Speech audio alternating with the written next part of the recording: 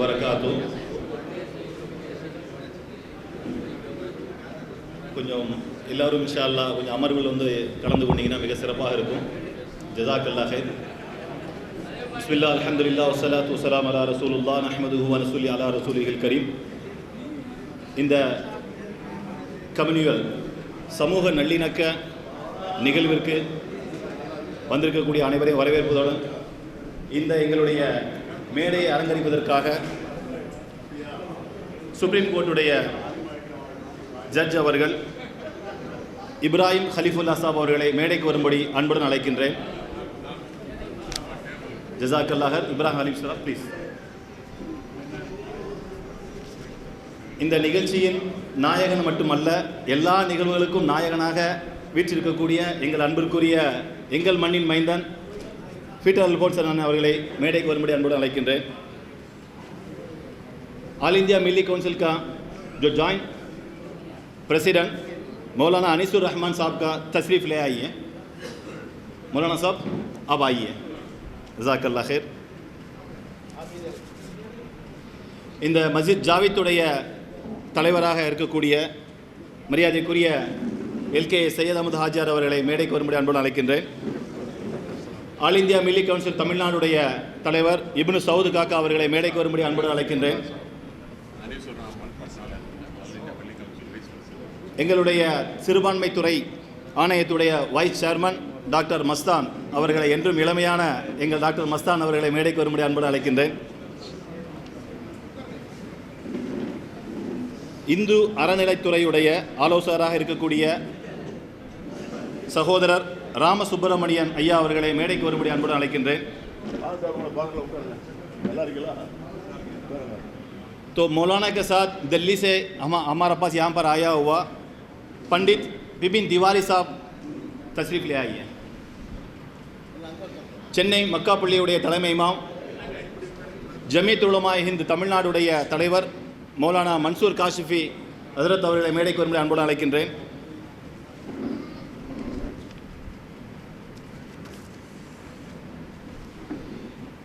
சங்கர மடத்திலிருந்து வருகை தந்திருக்கக்கூடிய சங்கரா காலேஜுடைய principal Venkatesh sir அவர்களை மேடைக்கு வரும்படி அன்புடன் அழைக்கின்றேன். சங்கரா ஐ ஹாஸ்பிட்டல் விஸ்வநாதன் சார் அவர்களுக்கு அழைப்பு கொடுக்கப்பட்டது. அவருடைய அழைப்பின் பெயரில் இங்கு வருகை தந்திருக்கக்கூடிய சங்கர் சார் அவர்களை மேடைக்கு வரும்படி அன்புடன் அழைக்கின்றேன். எங்களுடைய தாவூதி போரா ஜமாத்தை சார்ந்த சகோதரர் ஹுசைன் அவர்களை மேடைக்கு வரும்படி அன்புடன் அழைக்கின்றேன். ஜஸாக்கல்லாஹு ஹைரன் வ ஜஸா ஃபித் தாரைன்.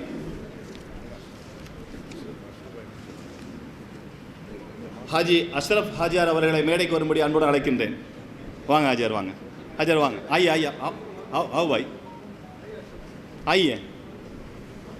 ஜஸாக்கல்லாஹ் ஹைர். முதலாவதாக இந்த நிகழ்வின் திருமறை குர்ஆனை ஓதி தூங்குவதற்காக இந்த பள்ளியில் இருக்கக்கூடிய மதரசாவின் உஸ்தாத் மௌலானா சைஃபுத்தீன் ஹஜ்ரத் அவர்களை கிராத் ஓதும்படி அன்புடன் அழைக்கின்றேன். أعوذ بالله من الشيطان الرجيم.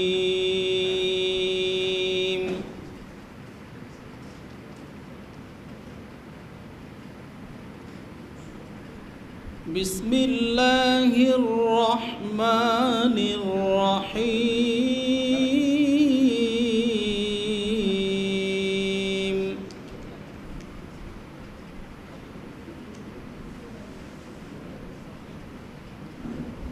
يا أيها الناس اتقوا ربكم الذي خلقكم من نفس واحدة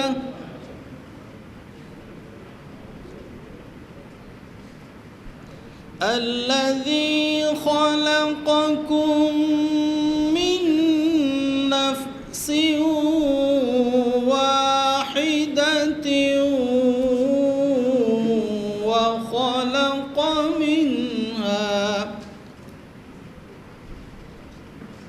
وخلق منها زوجها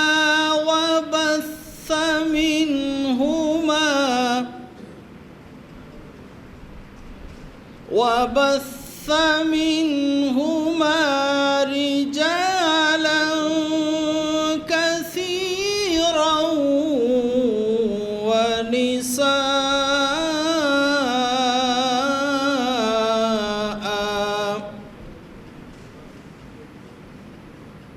واتقوا الله الذي تساءلون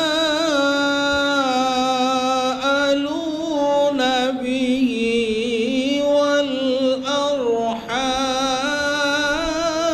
والأرحام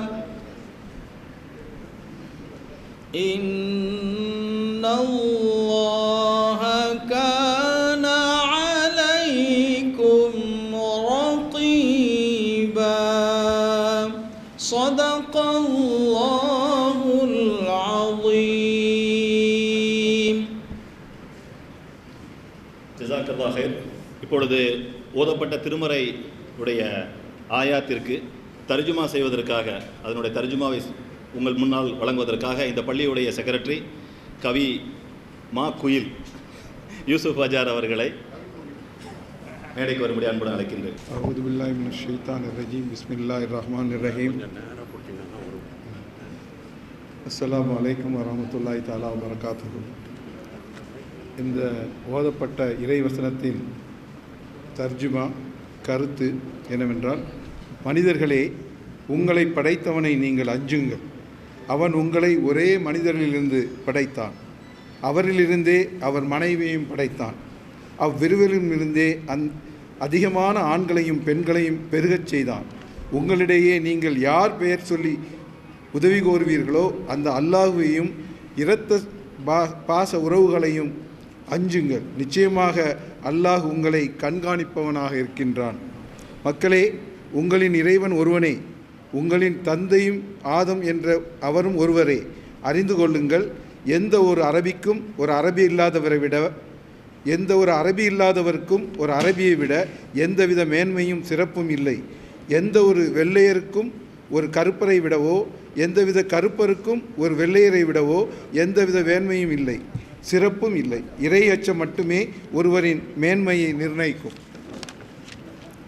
O people, verily your Lord is one and your Father is also one.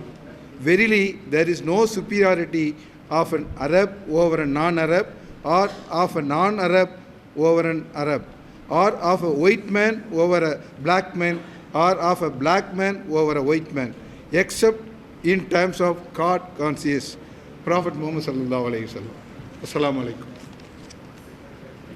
ஜஸாக்கல்லாஹ் ஹைர். மேடையில் அமரும்படி உங்களையும் தாழ்மையுடன் கேட்டுக்கொள்கின்றோம். அடுத்ததாக அமீர் கான், காங்கிரஸ் கட்சியை சார்ந்த அமீர் கான் அவர்களை மேடைக்கு வரும்படி தாழ்மையுடன் கேட்டுக்கொள்கின்றேன்.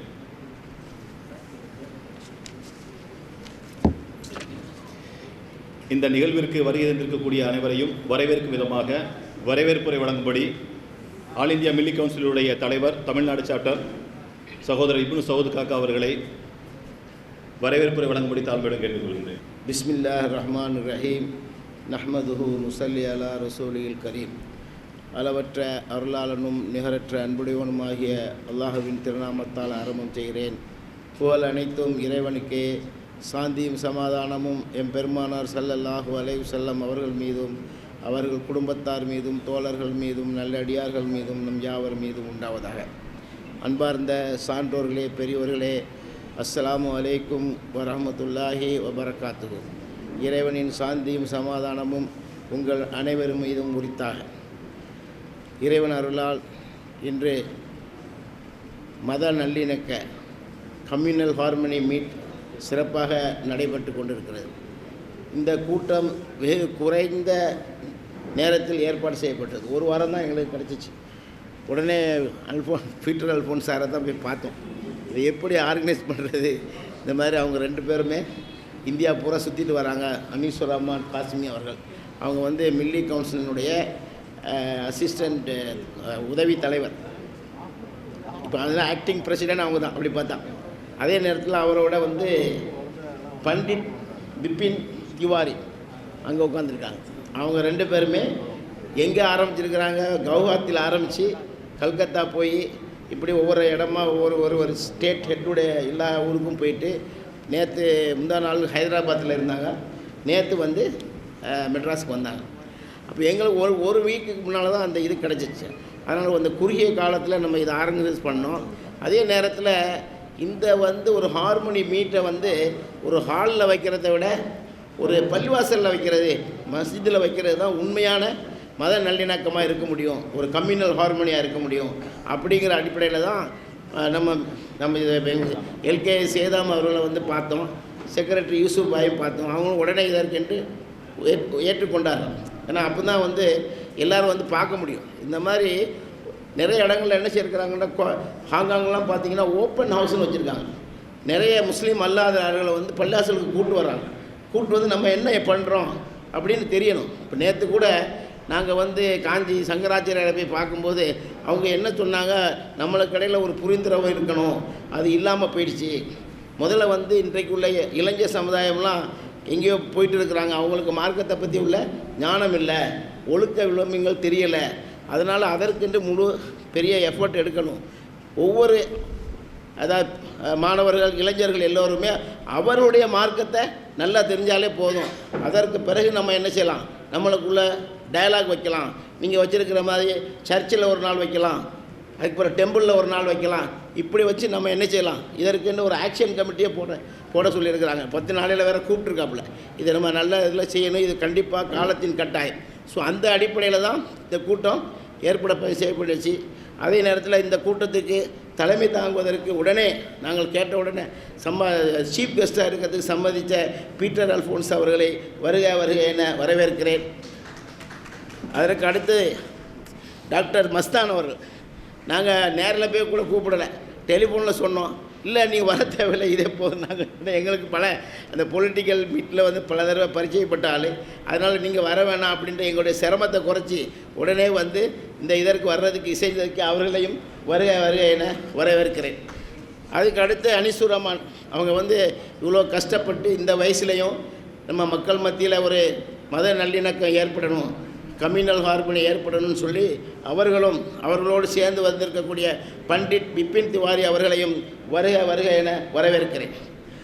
அதற்கு அடுத்து இன்னும் வரலை ஜார்ஜ் பிஷப் ஸ்டீஃபன் அவர்களும் வருக என்று சொல்லியிருக்கிறாங்க, அவர்களையும் வருக என வரவேற்கிறேன்.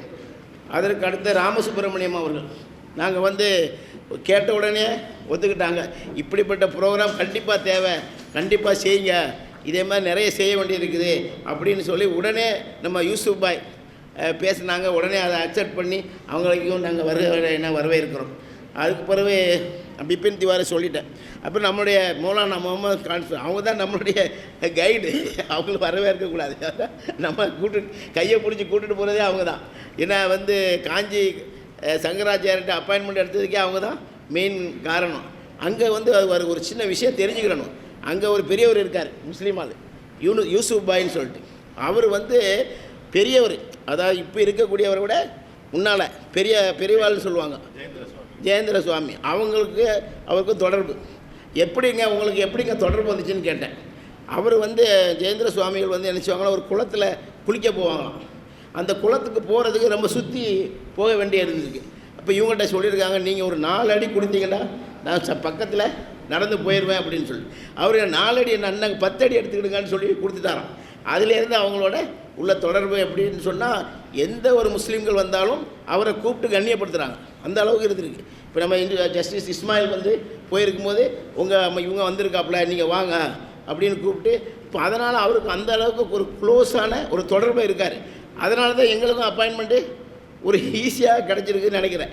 இப்போ அதனால் எங்களை கூப்பிட்டு நல்லா கண்ணியப்படுத்தினாங்க. நல்ல அதை பற்றிலாம் விவரங்கள் பின்னால் பேசப்படும். அதனால் இவங்க எல்லோரையுமே வருகை ஏன்னா இது இப்போ காலத்தின் அவசியம், எல்லாருக்குமே தெரியும். இப்போ நாட்டினுடைய நிலைமை என்ன, நாடு வந்து பேசும்போது கூட அவர் நம்ம சங்கராச்சாரியோட பேசும்போது கூட 50 வருஷத்துக்கு இந்தியாவில் எந்த பிரச்சனையும் வராமல் நம்ம காப்பாற்றினா தான் இந்தியா வந்து முன்னேற்ற முடியும். அதனால் அதற்கு நம்ம எல்லாருமே பங்கு செய்யணும். அதே நேரத்தில் ஒரு ஒரு ஒரு இன்ட்ரெஸ்டிங்கான சப்ஜெக்ட் என்னன்னு சொன்னால், நாங்கள் நடத்தக்கூடிய ஜன்சேவா கோஆபரேட்டிவ் கிரெடிட் சொசைட்டி பற்றி சொன்னேன். வட்டி இல்லா வங்கி ஒன்று நடத்துகிறோம். அதே நேரத்தில் இந்த ரீஹேபிலிட்டேஷன் ஸ்கீம்லாம் நாங்கள் பண்ணிகிட்டு இருக்கிறோம். இது வரைக்கும் ஒரு 100 பேர்கிட்ட கொடுத்துருக்கோம். நம்ம வி ஃபார் ஆல் எல்லாருமே சேர்ந்து ஒவ்வொரு ஆளுக்கு 10,000 ரூபா கொடுக்குறோம். அவங்கள்ட்ட எதுவுமே வாங்குறதில்ல. 4 மாதத்தில் என்ன செய்யுது, இட் வில் ரொட்டேட். நாங்கள் அதுக்கு பேர் என்ன வச்சுருக்கோம்னு சொன்னால் ரிவால்விங் ஃபண்ட். 4 மாதத்துக்கு பிறகு திருப்பி ஒரு 10 பேருக்கு கொடுப்போம். அப்படியே வந்து ரிவால்விங் ஆகிட்டு இருக்கும். அது அந்த கான்செப்ட் அவருக்கு உடனே பிடிச்சி போச்சு. அவர் சொன்னார், உங்கள் பங்களாதேஷில் யூனுஸுங்கிறவர் ஏற்கனவே பண்ணார் மைக்ரோ ஃபைனான்ஸு, அது அவர் குரூப் செக்யூரிட்டியில் பண்ணார். அப்போ அதை பற்றிலாம் பேசிகிட்டு இருந்தார். ஆக பல விஷயங்கள் அவங்களோட நம்ம பண்ண வேண்டியது இருந்துச்சு. அப்போ அவருடைய இதுவும் என்னன்னு சொன்னால், இந்த கல்வி, பொருளாதாரம், வறுமையை போக்குறது எல்லாத்துக்குமே நம்ம இணைந்து செயல்பட்டால் தான் இதற்கு வந்து செய்ய முடியும். நீங்கள் கண்டிப்பாக இது வந்து பேசுகிறதோடு நிற்கக்கூடாது. இதற்கென்று ஒரு ஆக்ஷன் கமிட்டி போடுங்க, நம்மளும் எல்லா வகையிலையும் உங்களுக்கு உதவியாக இருப்போம் அப்படின்னு சொல்லி நான் 10 நாளையில் கூப்பிட்ருக்காப்புல, நீங்கள் வாங்க நம்ம பண்ணணும், இதை கண்டிப்பாக பேசணும் அப்படின்னு சொல்லிட்டு. ஆக வந்து இந்த வேலையை எடுத்ததுலேருந்தே இறைவன் அருளால் எல்லா இடத்துலையுமே ஒரு பாசிட்டிவ் ரெஸ்பான்ஸ். அதனால் இன்ஷா அல்லாஹ் இந்த ப்ரோக்ராம் சிறப்பாக நடக்க இறைவனிடம் துஆ செஞ்சவனாக என்னுடைய உரையை நிறைவு செய்கிறேன். வாஹிர் தவானா அல்ஹம்துலில்லாஹி ரபில் ஆலமீன். Thank you very much. காக்காட்ட நிறைய இன்ஃபர்மேஷன் உள்ள ஒரு மனிதர். இன்னும் விட்டால் டைம் கொடுத்தா இறைவன் நல்லா பேசிக்கொண்டே இருப்பாங்க. காலத்தின் அவகாசம் கருதி இப்பொழுது தலைமை உரையாற்றும்படி இந்த பள்ளியுடைய தலைவர் எல்கே சையத் அஹமது ஹாஜியார் அவர்களை மேடைக்கு அன்புடன் அழைக்கின்றேன். அவுது பில்லாஹி மினஷ் ஷைத்தானிர் ரஜீம். பிஸ்மில்லாஹிர் ரஹ்மானிர் ரஹீம். எல்லா புகழும் இறைவனுக்கே. அல்லாஹ் சுப்ஹானஹு வ தஆலா. அஸ்ஸலாமு அலைக்கும் ரஹ்மத்துல்லாஹி வ பரகாத்துஹு. இந்த சிறப்பான விழாவிற்கு தலைமை தாங்கியிருக்கின்ற சிறப்பு விருந்தினராக வந்திருக்கின்ற மரியாதைக்குரிய மைனாரிட்டி கமிஷன் சேர்மன், எங்களது குடும்ப நண்பர் திரு பீட்டர் அல்ஃபான்ஸ் அவர்களே, மற்றும் வைஸ் சேர்மன் டாக்டர் மஸ்தான் அவர்களே, all India milli council general secretary ஆலி ஜனாப் மௌலானா அனீசுர் ரஹ்மான் அவர்களே, மாண்புமிகு சுப்ரீம் கோர்ட் நீதிபதி ஜனாப் அல்ஹாஜ் இப்ராஹிம் கலிஃபத்துல்லா அவர்களே, மேடையிலே கூட்டிருக்கின்ற பெரியோர்களே, அருமை சகோதரர்களே, உங்கள் அனைவர் மீதும் சாந்தியும் சமாதானமும் உண்டாகட்டும்.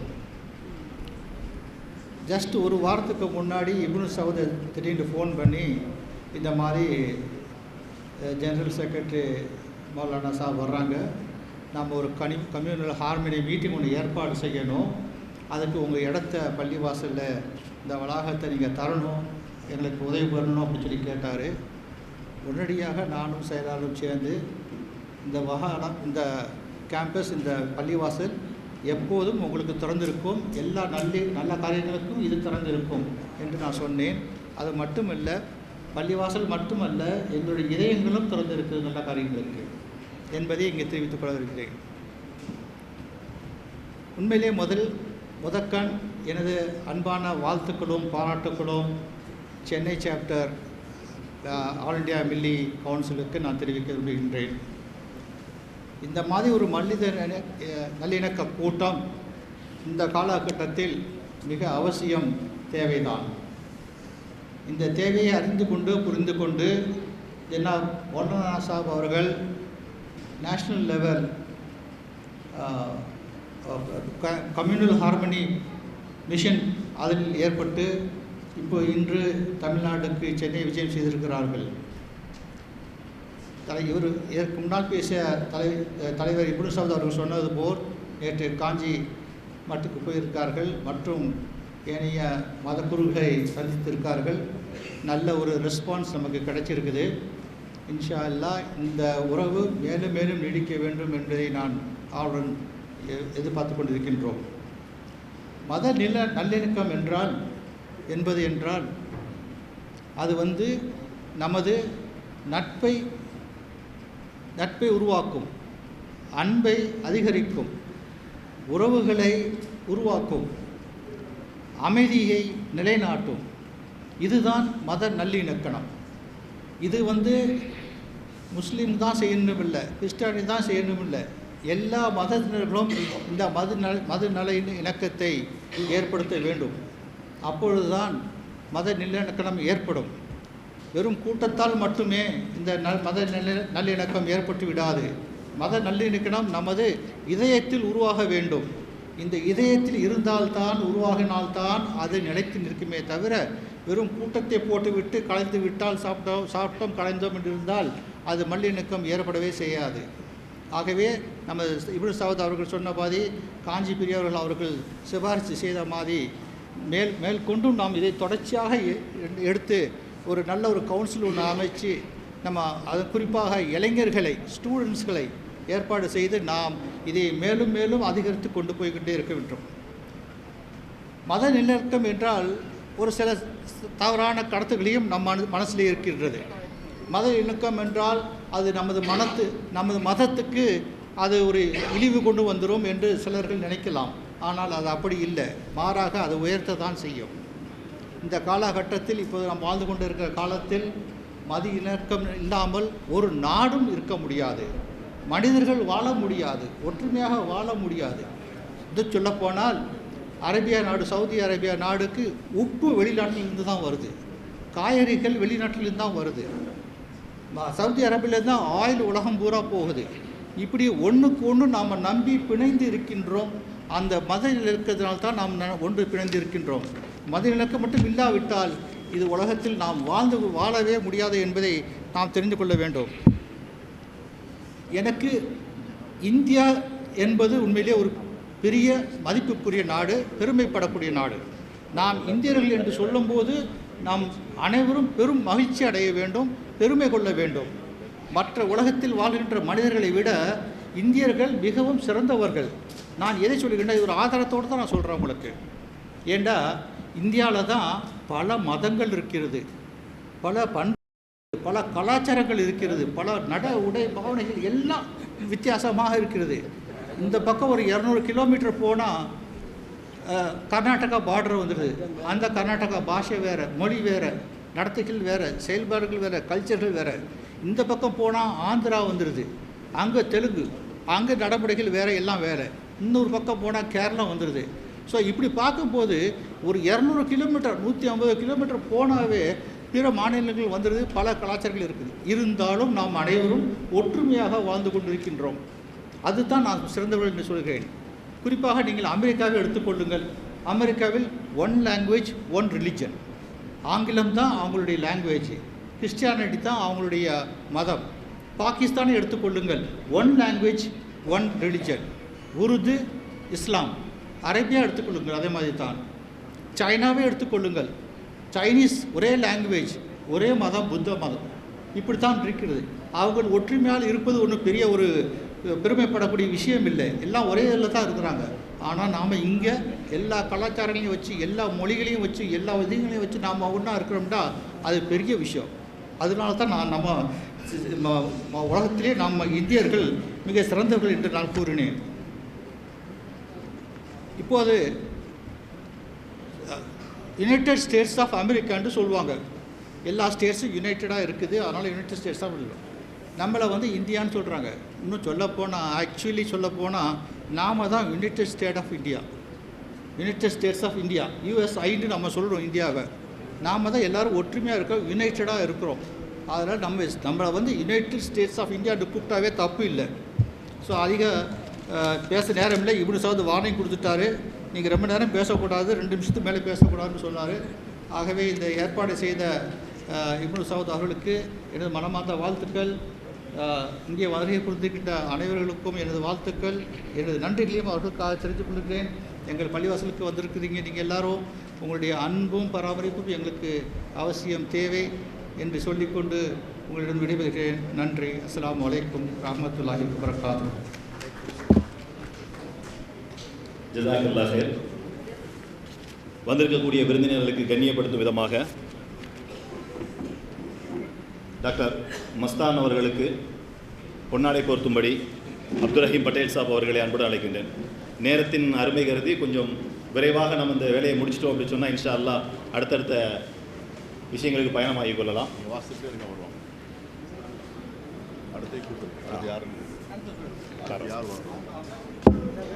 வெங்கடேஷ் சார் அவர்களுக்கு அப்போ கீழே இருந்தால் சரி. மௌலானா அனிசுர் ரஹ்மான் அவர்களுக்கு எல்கே சையத் அஹமது ஹாஜியார் மெமண்டோ பொன்னாடை பொருத்தும்படி தாழ்மையை கேட்டுக்கொள்கின்றேன். மெமண்டோ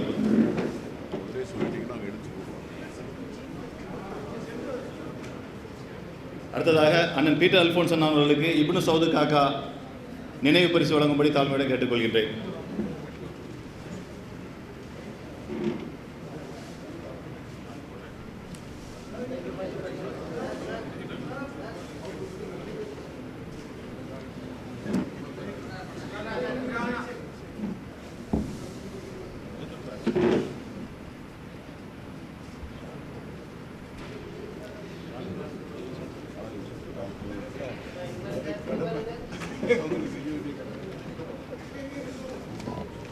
ராமசுப்ரமணியன் சார் அவர்களுக்கு யூசுப் ஹாஜியார் அவர்கள் மெமண்டோ கொடுக்கும்படி கேட்டுக்கொள்கின்றேன்.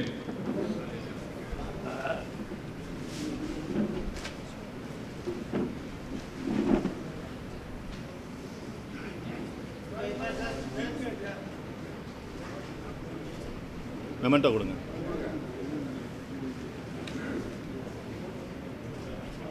பிபின் திவாரி சகோதரர் அவர்களுக்கு ரஹீம் பட்டேல் சாப் மெமண்டோ கொடுக்கும்படி கேட்டுக்கொள்கின்றேன். पटेल साहब, रहीम पटेल साहब आइए, तिवारी साहब का मेमेंटो दे दीजिए.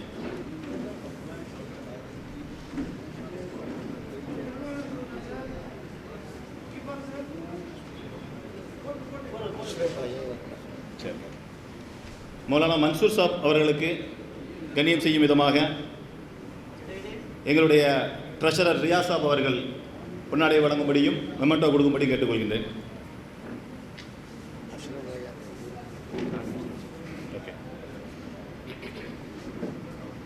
சங்கரா காலேஜுடைய பிரின்சிபல் வெங்கை சார் அவர்களுக்கு அஷ்ரப் சார் அவர்கள் பொன்னாடை பொருத்தும்படி கேட்டுக்கொள்கின்றேன். சங்கரா ஹை ஹாஸ்பிட்டலுடைய ட்ரஸ்டி சங்கர் சார் அவர்களுக்கு இப்னு சவுது காக்கா பொன்னாடை பொருத்தும்படி கேட்டுக்கொள்கின்றேன்.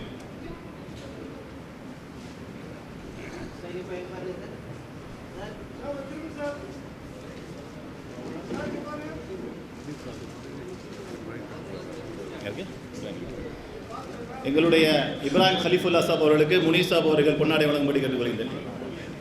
करके जाओ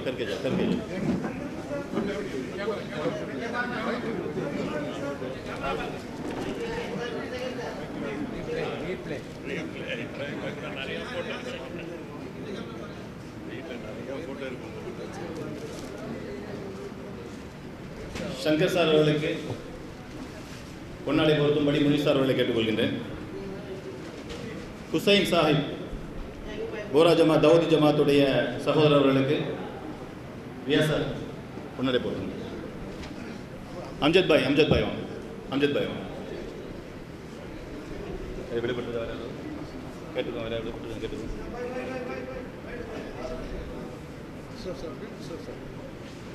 அஷ்ரப் ஹாஜியார் அவர்களுக்கு பள்ளியின் செக்ரட்டரி யூசுப் ஹாஜியார் அவர்கள் பொன்னாடை வழங்கும்படி கேட்டுக்கொள்கிறேன்.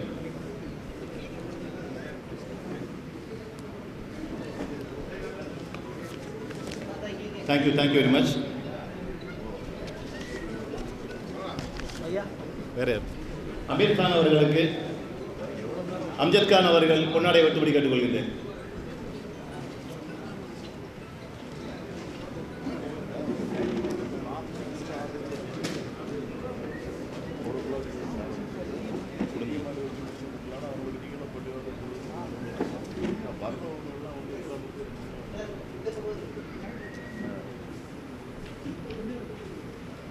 டாக்டர் மஸ்தான் அவர்களை வாழ்த்துறை வழங்கும்படி கேட்டுக்கொள்கின்றேன். நேரத்தின் கருமை கருதி எல்லோருக்கும் கொடுக்கப்பட்ட நேரம் 4 நிமிடங்கள் மட்டுமே.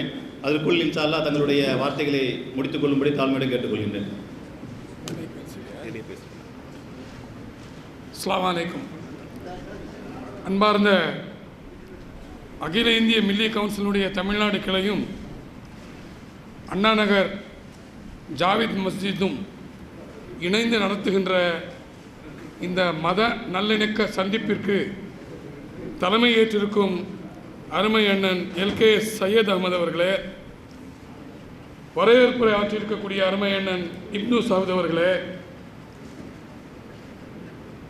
அகில இந்திய மில்லி கவுன்சிலுடைய துணைத் தலைவர் மரியாதைக்குரிய மௌலானா அனிசுர் ரஹ்மான் ஹாஸ்மி அவர்களே, அவருடன் வருகை தந்திருக்கக்கூடிய லோக் தாந்திரிக் ஜனஸ்வராஜ் பார்ட்டியினுடைய தேசிய தலைவர் பண்டிட் பிபின் திவாரி அவர்களே, இந்த நிகழ்ச்சியின் சிறப்பு விருந்தினராக வருகை தந்திருக்கக்கூடிய தமிழ்நாடு சிறுபான்மை ஆணையத்தினுடைய தலைவர், முன்னாள் நாடாளுமன்ற உறுப்பினர், முன்னாள் சட்டமன்ற உறுப்பினர் அருமை அண்ணன் பீட்டர் அல்போன்ஸ் அவர்களே,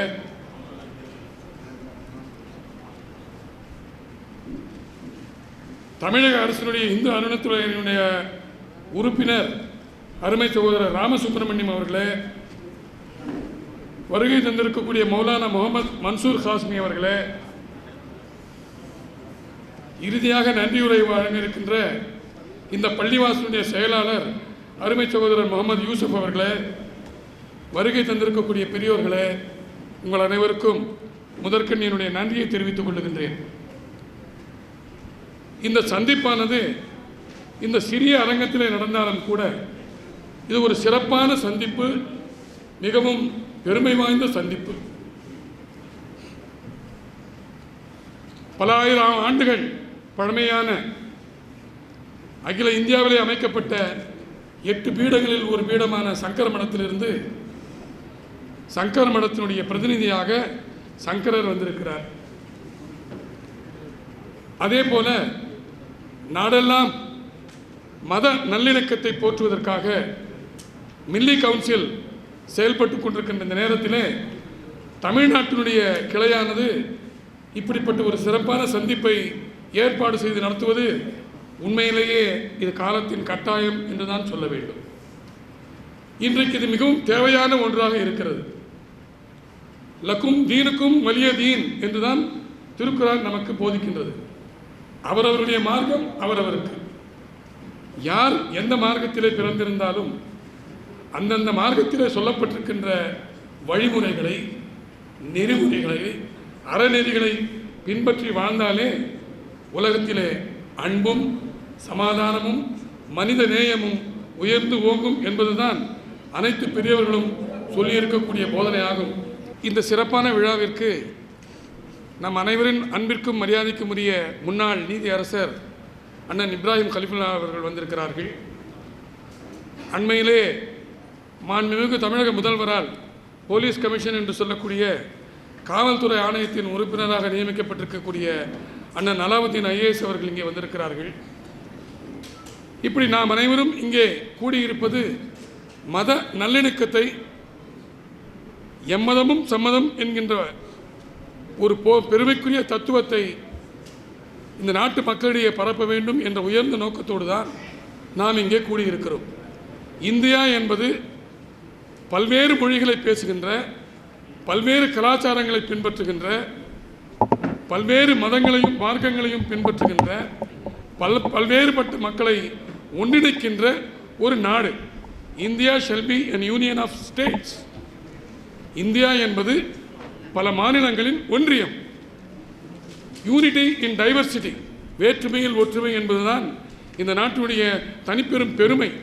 அந்த பெருமையை குலைப்பதற்கு சிலர் முயற்சி செய்தாலும் கூட எந்த விதத்திலும் அப்படிப்பட்ட சீர்குலைவுகளுக்கு இடம் கொடுத்து விடாமல் நம்முடைய இந்திய இறையாண்மையை காப்பாற்றுகின்ற அதே நேரத்தில் மத நல்லிணக்கத்தையும் மதச்சார்பின்மையும் நம்முடைய அடுத்த தலைமுறைக்கு சிந்தாமல் சிதறாமல் சென்று சேர்க்க வேண்டும் என்ற உயர்ந்த நோக்கத்தோடு நாம் அனைவரும் சேர்ந்து பாடுபடுவோம் என்ற உறுதியோடு நல்ல இந்த வாய்ப்புக்கு நன்றி கூறி விடைபெறுகிறேன். நன்றி. அஸ்ஸலாமு அலைக்கும். அடுத்ததாக இந்த அறநிலையத்துறையுடைய ஆலோசகர் டாக்டர் என் ராமசுப்பிரமணியன் ஐயா அவர்களை வாழ்த்துரை வழங்கும்படி கேட்டுக்கொள்கின்றேன். எல்லோருக்கும் என்னுடைய பணிவான வணக்கங்கள். இந்த அற்புதமான ஒரு விழாவிற்கு என்னை அழைத்தமைக்காக ஆல் இண்டியா மில்லி கவுன்சில் மற்றும் மஸ்ஜித் ஜாவித் ஆகிய அமைப்புகளுக்கு என்னுடைய மனமார்ந்த நன்றியை தெரிவித்துக் கொள்கின்றேன்.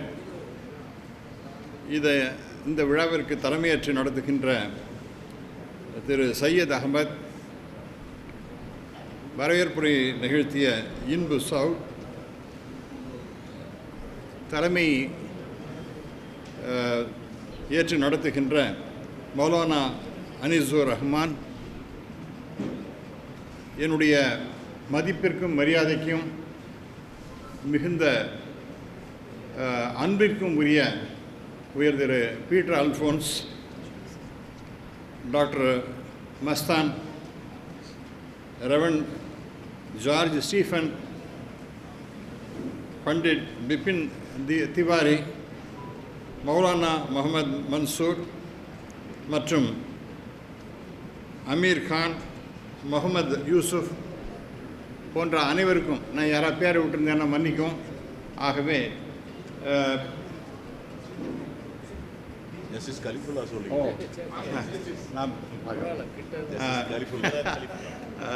ஜஸ்டிஸ் கலிஃபுல்லா, அதே மாதிரி ஐஏஎஸ் ஆஃபீஸர் அலாவுதீன் சார் அவர் வந்திருக்கார். நான் முதல்ல பார்த்தேன், மறந்து போயிட்டேன்னா. அது எல்லோருக்கும் என்னுடைய வணக்கம். இந்த மஸ்ஜித்தினுடைய தலைவர் எல்லாருக்கும் என்னுடைய பணிவான வணக்கங்களை தெரிவித்து விடுறேன். யார் பேராக சொல்லலைன்னா தயவுசெய்து மன்னிச்சுக்கணும். இந்த விழாக்கு என்னை கூப்பிடும் பொழுது என்ன சொன்னாங்கன்னா, சார் திரு பீட்டர் அல்ஃபோன்ஸ் உங்களை கட்டாயமாக வர சொல்லியிருக்கார் அப்படின்னு சொன்ன உடனே டெஃபினட்டாக நான் வரேன். ஏன்னா அவருக்கு என் மீது, என் குடும்பத்தின் மீது மிகுந்த அன்பு உண்டு. அவர் சொன்னார்னா நான் தட்டவே முடியாது, கட்டாயமாக வருகின்றேன் என்று குறிப்பிட்டேன். மிக மிக உயர்ந்த மனிதர் அவர் இங்கே வந்திருப்பது எனக்கு மிக மகிழ்ச்சியாக இருக்கிறது. எல்லாருக்கும் அது மிக மகிழ்ச்சியாக இருக்கும். சில விஷயங்கள்லாம் எனக்கு 4 நிமிஷம் தான் கொடுத்துருக்காங்க. என்னால் பேச முடியுமான்னு தெரியல. நான் கொஞ்சம் நிறையா பேசக்கூடிய ஆள். நான் பேசிகிட்டே இருப்பேன். நான் ஸ்டாப் நான்சென்ஸ் அப்படிங்கிற மாதிரி பேசிகிட்டே இருப்பேன். ஆனாலும் கூட இன்றைக்கி இந்தியா இருக்கக்கூடிய நிலைமையில் இந்த மாதிரி கம்யூனல் ஹார்மனி மீட்டிங் கட்டாயமாக தேவை. ஏன் சொல்கிறேன்னா, நான் மன்னிக்கும், நம்ம சங்கர மடத்தை சேர்ந்தவர்கள்லாம் வந்திருக்காங்க. அந்த காலேஜுடைய பிரின்சிபல் வந்திருக்கார். அவர்களுக்கு என்னுடைய மனமார்ந்த நன்றிகள், வாழ்த்துக்கள், வணக்கங்கள். இன்றைக்கி இந்த நாடு போகின்ற போக்கு என்பது ரொம்ப கவலைக்குரிய விஷயமாக தான் இருக்குது. ரொம்ப கவலைக்குரிய விஷயமா இருக்குது. அப்போ எல்லாரும் ஒன்று தான் சொல்லிகிட்டு இருக்கோம். எனக்கு இந்த ஆல் இண்டியா மிலிட்ரி கவுன்சில் அந்த என்ன செய்கின்றோம் அப்ஜெக்டிவ்னு சொன்னால், அதில் எல்லாரையும் ஒன்றாக நடத்த வேண்டும் அப்படிங்கிறது ஒரு அப்ஜெக்டிவாக போடணும். இது என்னத்துக்காக அப்ஜெக்டிவ் போடணும்? நம்முடைய கான்ஸ்டியூஷன்லேயே அப்படி தான் இருக்குது. ஆனால் அதை சொல்ல வேண்டிய கடமை இன்றைக்கி வந்துடுது, நிலைமை வந்து விட்டது அப்படிங்கிற மாதிரி ஒரு பெரிய கவலை ஏற்பட்டிருக்கு. அதை பேசணும்னு சொன்னால் இன்றைக்கி ரொம்ப தீவிரமாக அதை பற்றி யோசித்து பேச வேண்டியிருக்கு. வார்த்தைகளை ரொம்ப ரொம்ப ஜாக்கிரதையாக கூட பயன்படுத்த வேண்டியிருக்கு. இன்றைக்கி நாடு போகின்ற நிலைமை நிச்சயமாக சரியா இல்லை. ஒரு கம்யூனல் ஹார்மனி அப்படின்னு பார்த்திங்கன்னா, ஒரு உதாரணமாக சொல்கிறேன். எனக்கு ஒரு 15 வருஷத்துக்கு முன்னாடி தூர்தர்ஷனில் நான் ஒரு லைவ் இன்டர்வியூ போயிட்டு இருந்தேன். அப்போ தூர்தர்ஷனில் உங்களை மனசுக்கு ரொம்ப தொட்ட ஒரு சம்பவம் ஏதாவது ஒன்று சொல்லுங்கள் சார்னு சொன்னாங்க. அப்போ நான் பேச ஆரம்பிச்சோன்னா அவர் நடுங்கி போயிட்டார். ஏன்னா அது லைவ் ப்ரோக்ராம். அதில் நான் சொன்னேன், இந்த பாப்ரி மஸ்ஜித் இடித்த அன்றைக்கி நான் பாம்பேயில் இருந்தேன். அது இடித்த போது அங்கே அது எனக்கு தெரியாது. பாம்பேயில் இருந்தபோது அது பற்றி எரிஞ்சின்று போல என்னுடைய கம்பெனி அஃபிஷியல் அவர் சொன்னார், எனத்துக்கடா இங்கே வந்து பாம்பே பற்றி எரிய இந்த நேரத்தில் எனக்கு வந்துட்டு எனக்கு ஒன்றும் தெரியலன்னு இதை பாரு, டிவியை பாருன்னா ஒரே ரணகலமாக இருக்குது பாம்பே. முதல்ல ஊருக்கு போய் சேர, அதுக்கப்புறம் பிஸ்னஸ்லாம் அப்புறம் பார்க்கலாம் அப்படின்றேன். சரின்ட்டு நான் தங்கியிருந்த டாஜ் ஹோட்டலில் சொல்லிவிட்டு உடனே மறுநாளை காலம்புறையே கிளம்பிட்டேன். 9 மணிக்கு இன்னும் ஃப்ளைட். அது நான் 5 மணிக்கே நான் ஹோட்டல்லேருந்து கிளம்பிட்டு எனக்கு ஒரு டாக்ஸி ஆர்கனைஸ் பண்ணாங்க. அதில் சொல்லிகிட்டே வரேன், என்னப்பா இது இப்போ இந்த இந்தியாவில் ரொம்ப மோசமாக இருக்குது. ஒரு இடத்த கொடுத்துருந்தா அங்கே ராமர் கோயிலை கட்டலாம் இல்லையோ, ஏன் இதுக்கு பெரிய சண்டை சச்சரவு இப்படிலாம் போயின்ட்டுருக்கேன். ஐ திங்க் இப்போ ரொம்ப இது தவறான பாதையாக போயிட்டுருக்குன்னு சொல்லிட்டு நான் பேசிகிட்டே வரேன். அன்றைக்கி போகும்பொழுது எல்லா இடமும் எரிஞ்சுட்டுருக்கு. எங்கெங்கேயோ இப்படி எப்படி நம்ம அந்த டிரைவர் ஓட்டிகிட்டே போயிட்டுருக்கார் டாக்ஸியை. அதாவது வர்ச்சுவலாக அது வந்து ஒரு போர்க்களம் மாதிரி தான் இருக்குது. நான் அதை அது வரைக்கும் பார்த்ததே கிடையாது அந்த மாதிரி. அப்போ என்னுடைய உயிர் இருக்குமா இருக்காதான்னு எனக்கு தெரியாது. நான் அந்த டாக்ஸி டிரைவர்கிட்ட இதெல்லாம் சொல்லிகிட்டே இருக்கேன். அவர் ஒன்றும் பதிலே சொல்ல, அவர் பாட்டு ரொம்ப ரொம்ப ஜாக்கிரதையாக ஓட்டின்னு கடைசியில் ஏர்போர்ட்டில் கொண்டு விட்டார்.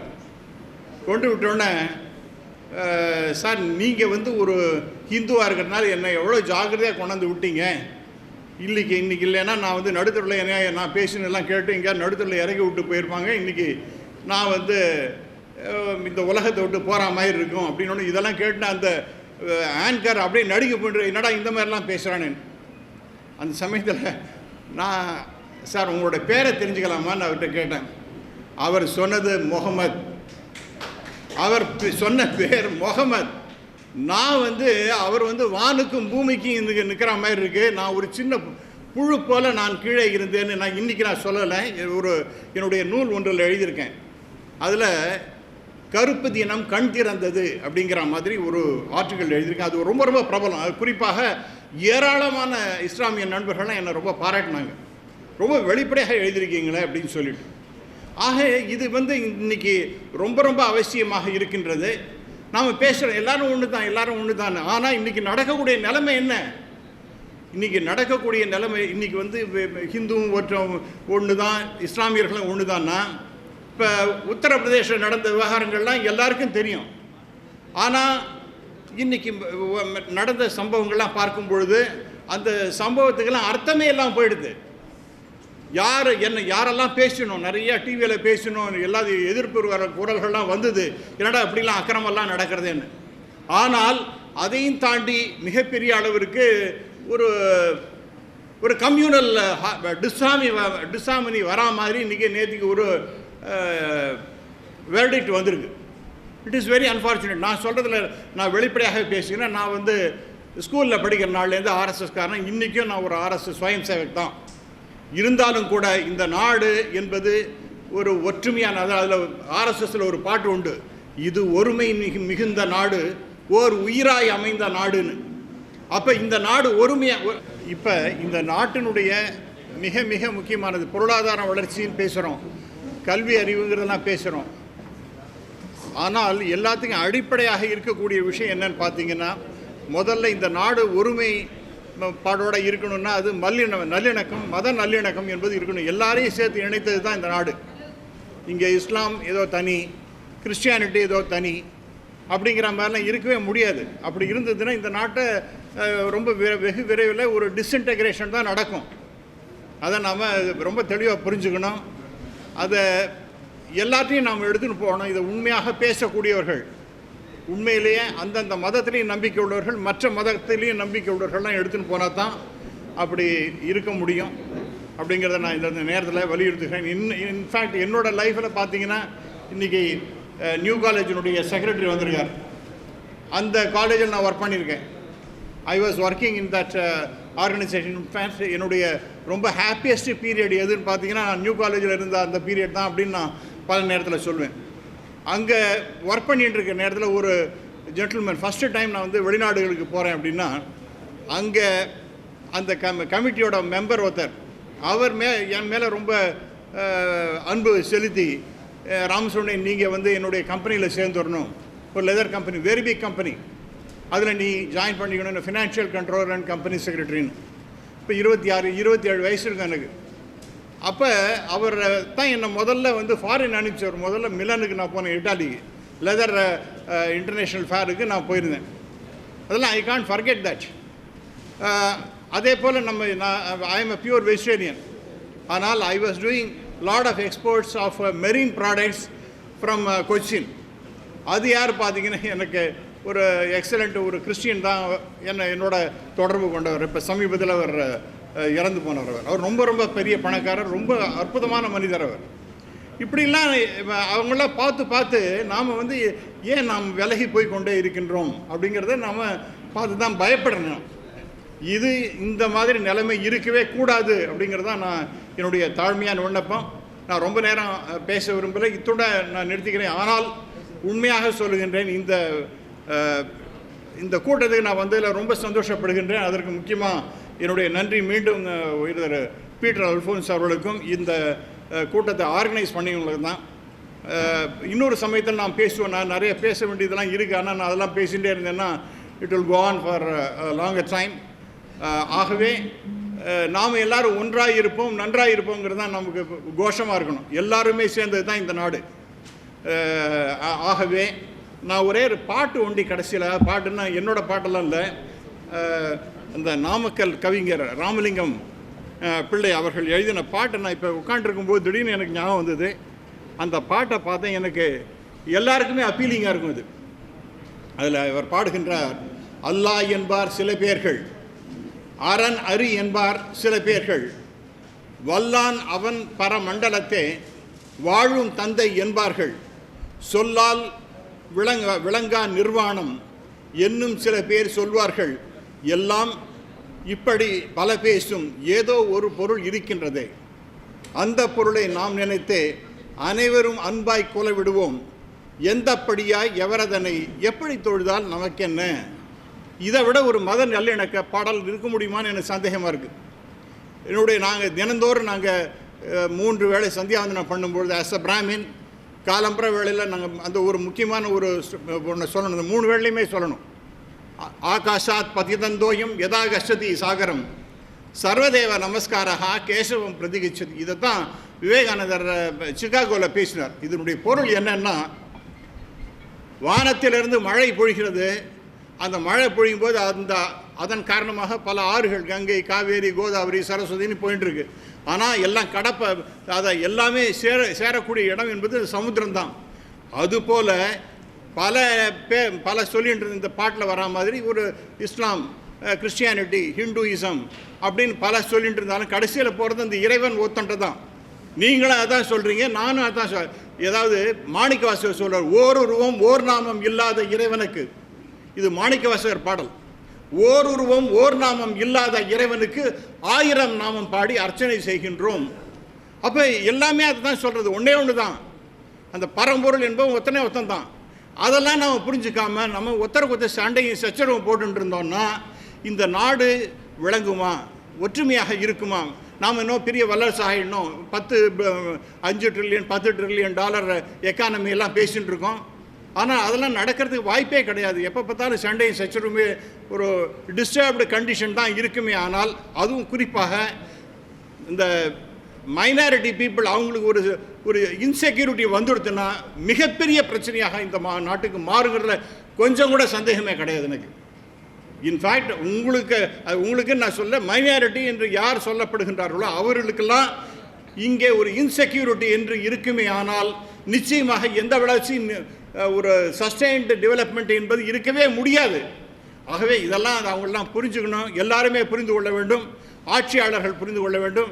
இப்போ நம்முடைய பீட்டர் அல்ஃபோன்ஸ் போன்றவர்கள்லாம் அவங்களாம் they can make many things better for the people, for the community.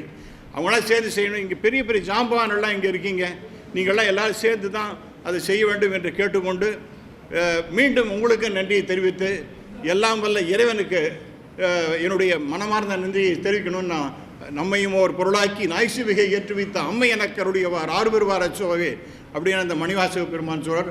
அந்த இறைவனுக்கும் என்னுடைய மனமார்ந்த நன்றியை தெரிவித்து உங்களிடமிருந்து விடைபெறுகிறேன். நன்றி, வணக்கம். நன்றி. நல்ல ஆழமான கருத்துக்களை புரியும்படி தேவையான நேரத்தில் கூறிய ராமசுப்ரமணியன் சார் அவர்களுக்கு மிகப்பெரிய நன்றியை தெரிவித்துக் கொள்கின்றோம். அடுத்ததாக சங்கர மடத்திலிருந்து தூது செய்தியை எடுத்து வந்திருக்கக்கூடிய வெங்கடேஷ் ஐயா அவர்களை வந்து சங்கராச்சாரியர் அவர்கள் கொடுத்துவிட்ட தூது செய்தியை நம்முள் அவர்கள் வாசித்து காட்டுவார்கள்.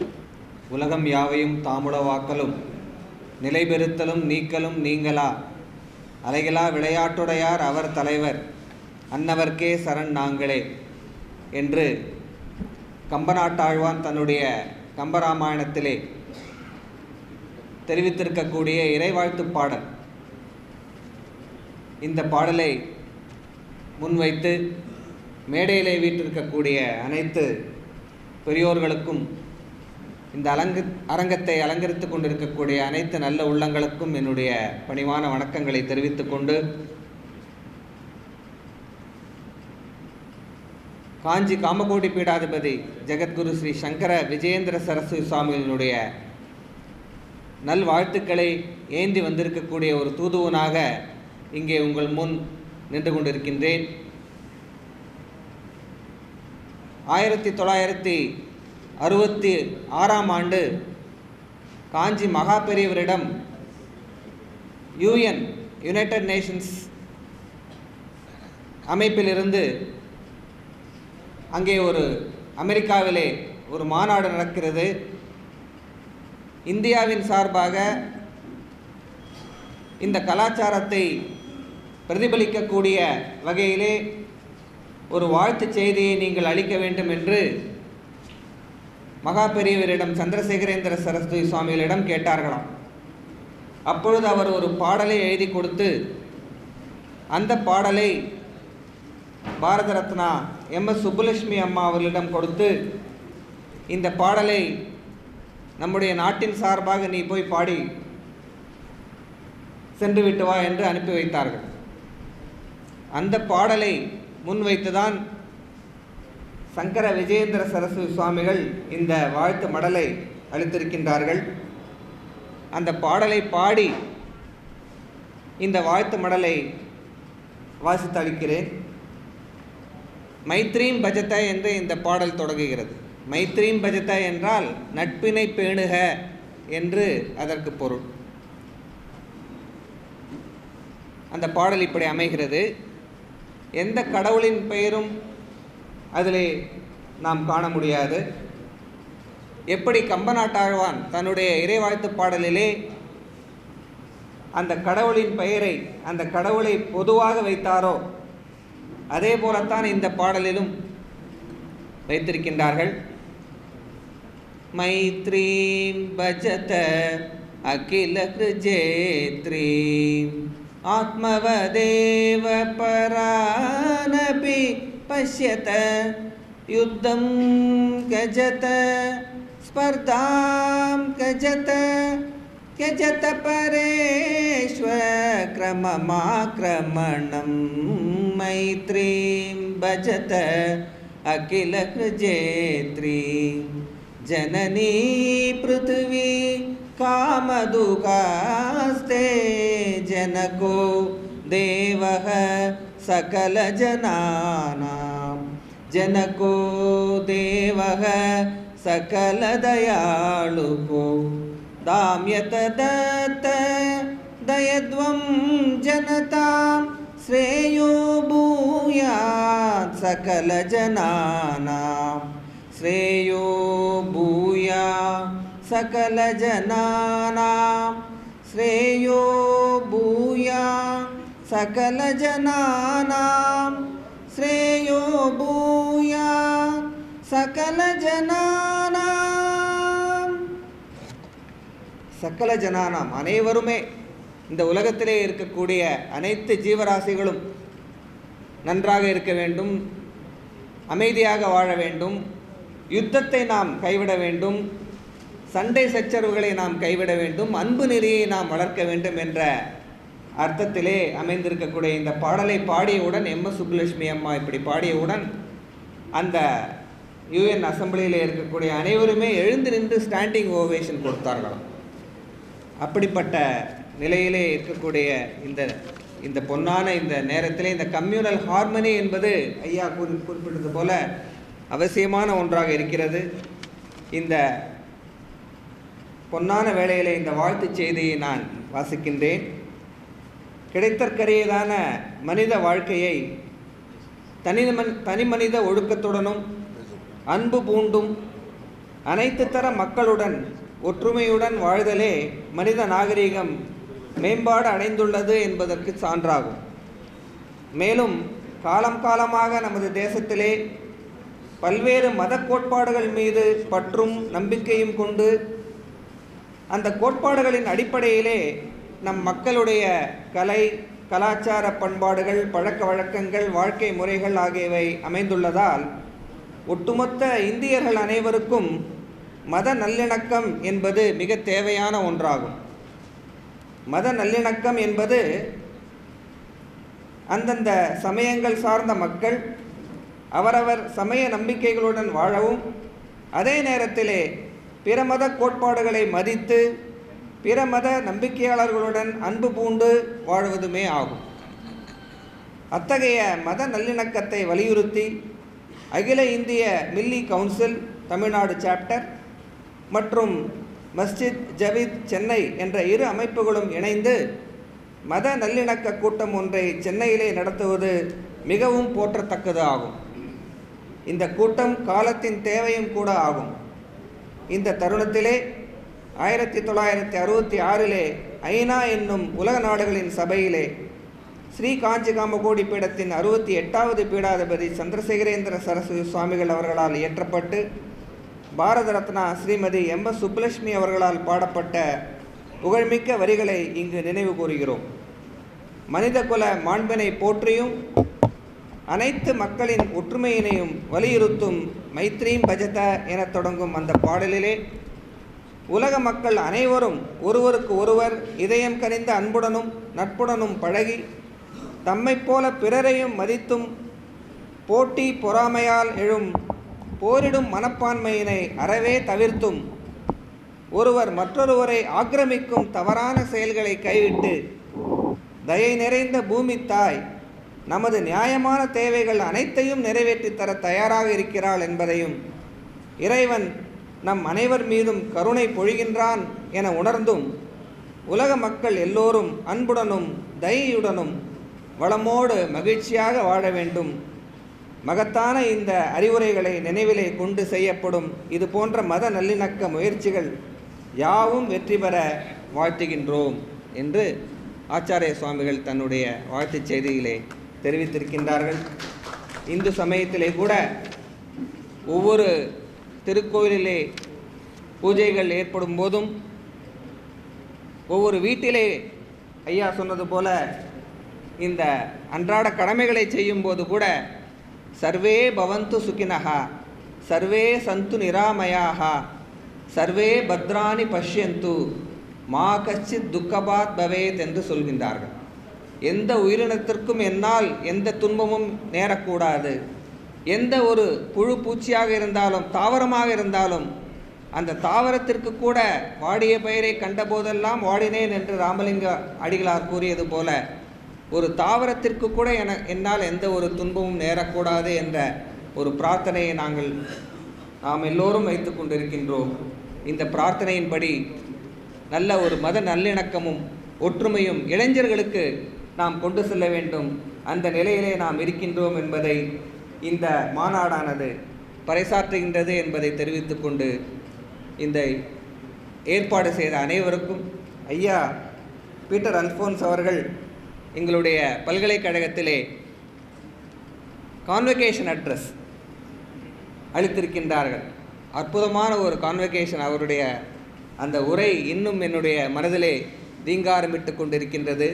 இப்பேற்பட்ட மத நல்லிணக்கத்தை நாம் அனைவரும் பேணுவோம் என்று தெரிவித்துக் கொண்டு விடைபெறுகின்றேன். நன்றி, வணக்கம். நன்றி.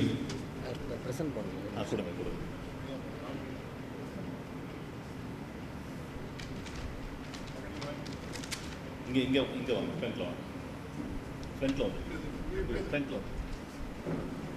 யார் வாங்க போகிறோம்? எங்கள் தலைவர் தமிழ்நாடு சார் இங்கே வாங்க. எப்படி சொல்லுங்க, எப்படி வாங்க, எப்படி சொல்லுங்க காக்கா, எப்படி வாங்க.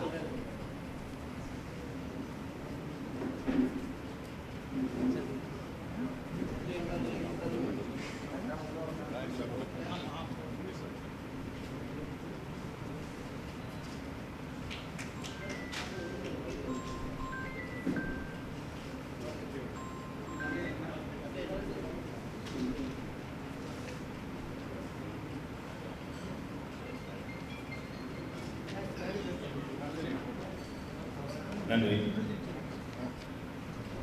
அடுத்ததாக ऑल इंडिया मिली काउंसिल का वाइस प्रेसिडेंट मौलाना अनीसुर रहमान कासिमी साहिब का भाषण है और वक्त भी बहुत कम ही है।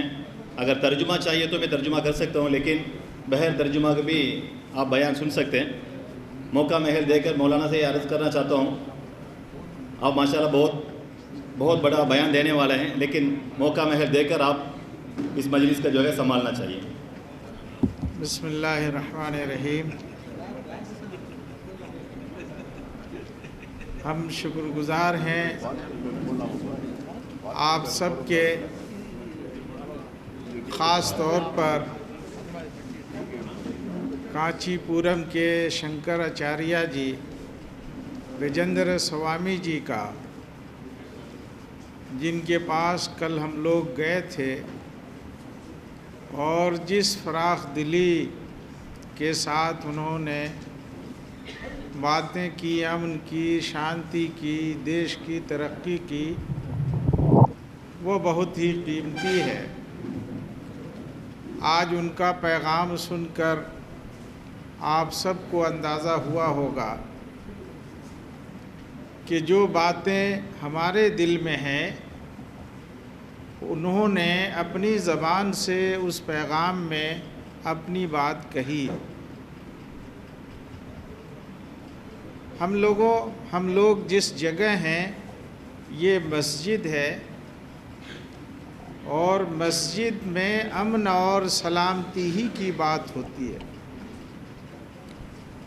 कल हमने वहाँ मगरिब की नमाज उनके जहाँ वो बैठे थे चंद कदम पे अदा की।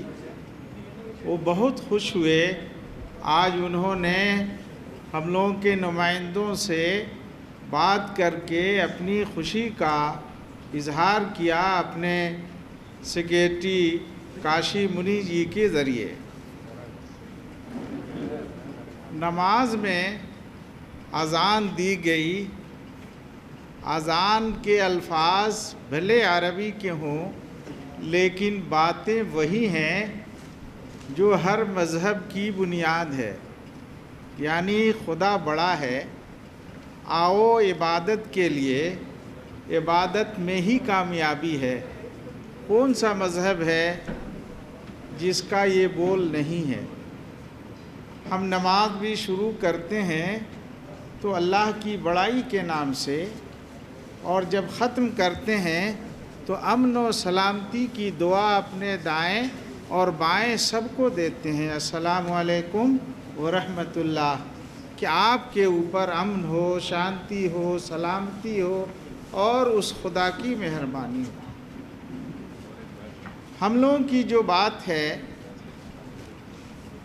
अमन की, शांति की, भाईचारा की, उखुवत की, इंसाफ की, ये जिस मुल्क में हम रहते हैं उसके इंडियन कॉन्स्टिट्यूशन का भी यही हुक्म है और मज़हब का भी यही हुक्म है। अमन, भाईचारा, सलामती, उखुवत, इंसाफ, बराबरी, इसके लिए क्या कोई वक्त है क्या, या ये 24 घंटे का काम है?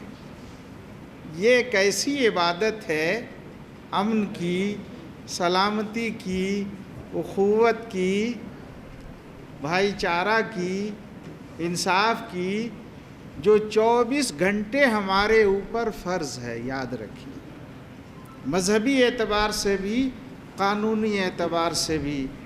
नमाज तो 5 वक्त हम पढ़ते हैं, लेकिन कुछ चीज़ें ऐसी हैं जो सारे कौम की और सारे इंसानों के लिए होती है, वो 24 घंटे के लिए होती है। लेकिन मैं आपसे एक बात चाहता हूँ, उस 24 घंटे में से मैं चाहता हूँ कि सारे मुल्क के लोग 20 मिनट इन 4 चीज़ों के बारे में ध्यान लगाएं, सोचें कि हम क्या कर सकते हैं, हमें क्या करना चाहिए अपने लिए, घर के लिए, फैमिली के लिए, समाज के लिए, अपने पूरे देश के लिए। सिर्फ 20 मिनट अगर हम में से हर कोई सोचे तो ये मुल्क जो हमारा है, ये दुनिया में अमन और शांति का एक सेंटर ऐसा बनेगा जिसकी तरफ हर कोई देगा, बशर्ते कि हम लोग 20 मिनट सिर्फ ध्यान लगाकर इस पर सोचें। मैं आप सबका शुक्रिया इसलिए अदा करूंगा कि मैं समझता हूं कि एक ऐसी इबादत है जिसका बड़ा सवाब है, उसके लिए हम लोग जमा हुए हैं इसमें जितना भी हमारा वक्त लग जाए, कुछ पैसा भी लग जाए, सबको जमा करने में थोड़ा कष्ट हो, वो सब अल्लाह के यहाँ ऐसा उसका सवाब और इस दुनिया में उसका फल मिलेगा जिसको हम अपनी आँखों से देखेंगे। मैं इसी के साथ आप सब का शुक्रिया अदा करते हुए मिली कौंसिल का और आप सब लोगों का अपनी बात ख़त्म करता हूँ।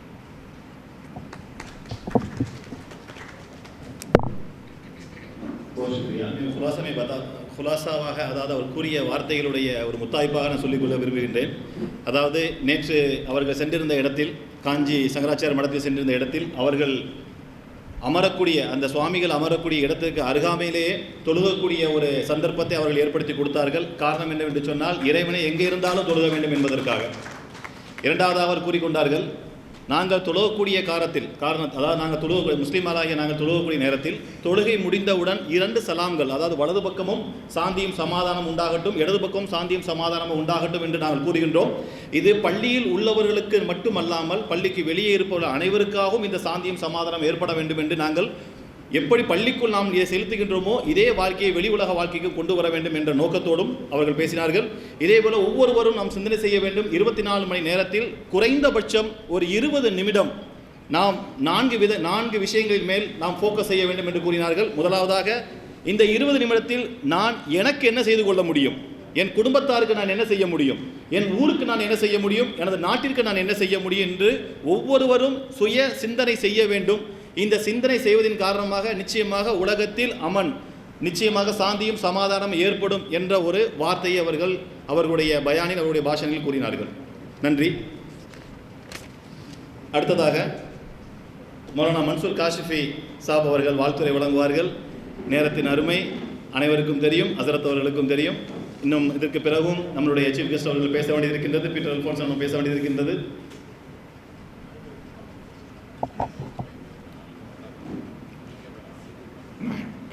नहमदुहु व नस्तईनुहु व नस्तगफिरुहु व नु'मिनु बिही व नतवक्कलु अलैहि व नऊज़ु बिल्लाहि मिन शुरूरि अनफुसिना व मिन सय्यिआति अअमालिना मन यहदिहिल्लाहु फला मुदिल्ल लहु व मन युद्लिल फला हादिय लहु व नशहदु अन ला इलाहा इल्लल्लाहु वहदहु ला शरीका लहु व नशहदु अन्न सय्यदना व मौलाना मुहम्मदन अब्दुहु व रसूलुहु सल्लल्लाहु अलैहि व अला आलिहि व अस्हाबिहि अजमईन अम्मा बाद फ़अऊज़ु बिल्लाहि मिनश शैतानिर रजीम बिस्मिल्लाहिर रहमानिर रहीम या अय्युहन्नासु इत्तक़ू रब्बकुमुल्लज़ी ख़लक़कुम मिन नफ़्सिन वाहिदा इला आख़िरिल आयत सदक़ल्लाहु मौलाना अज़ीम.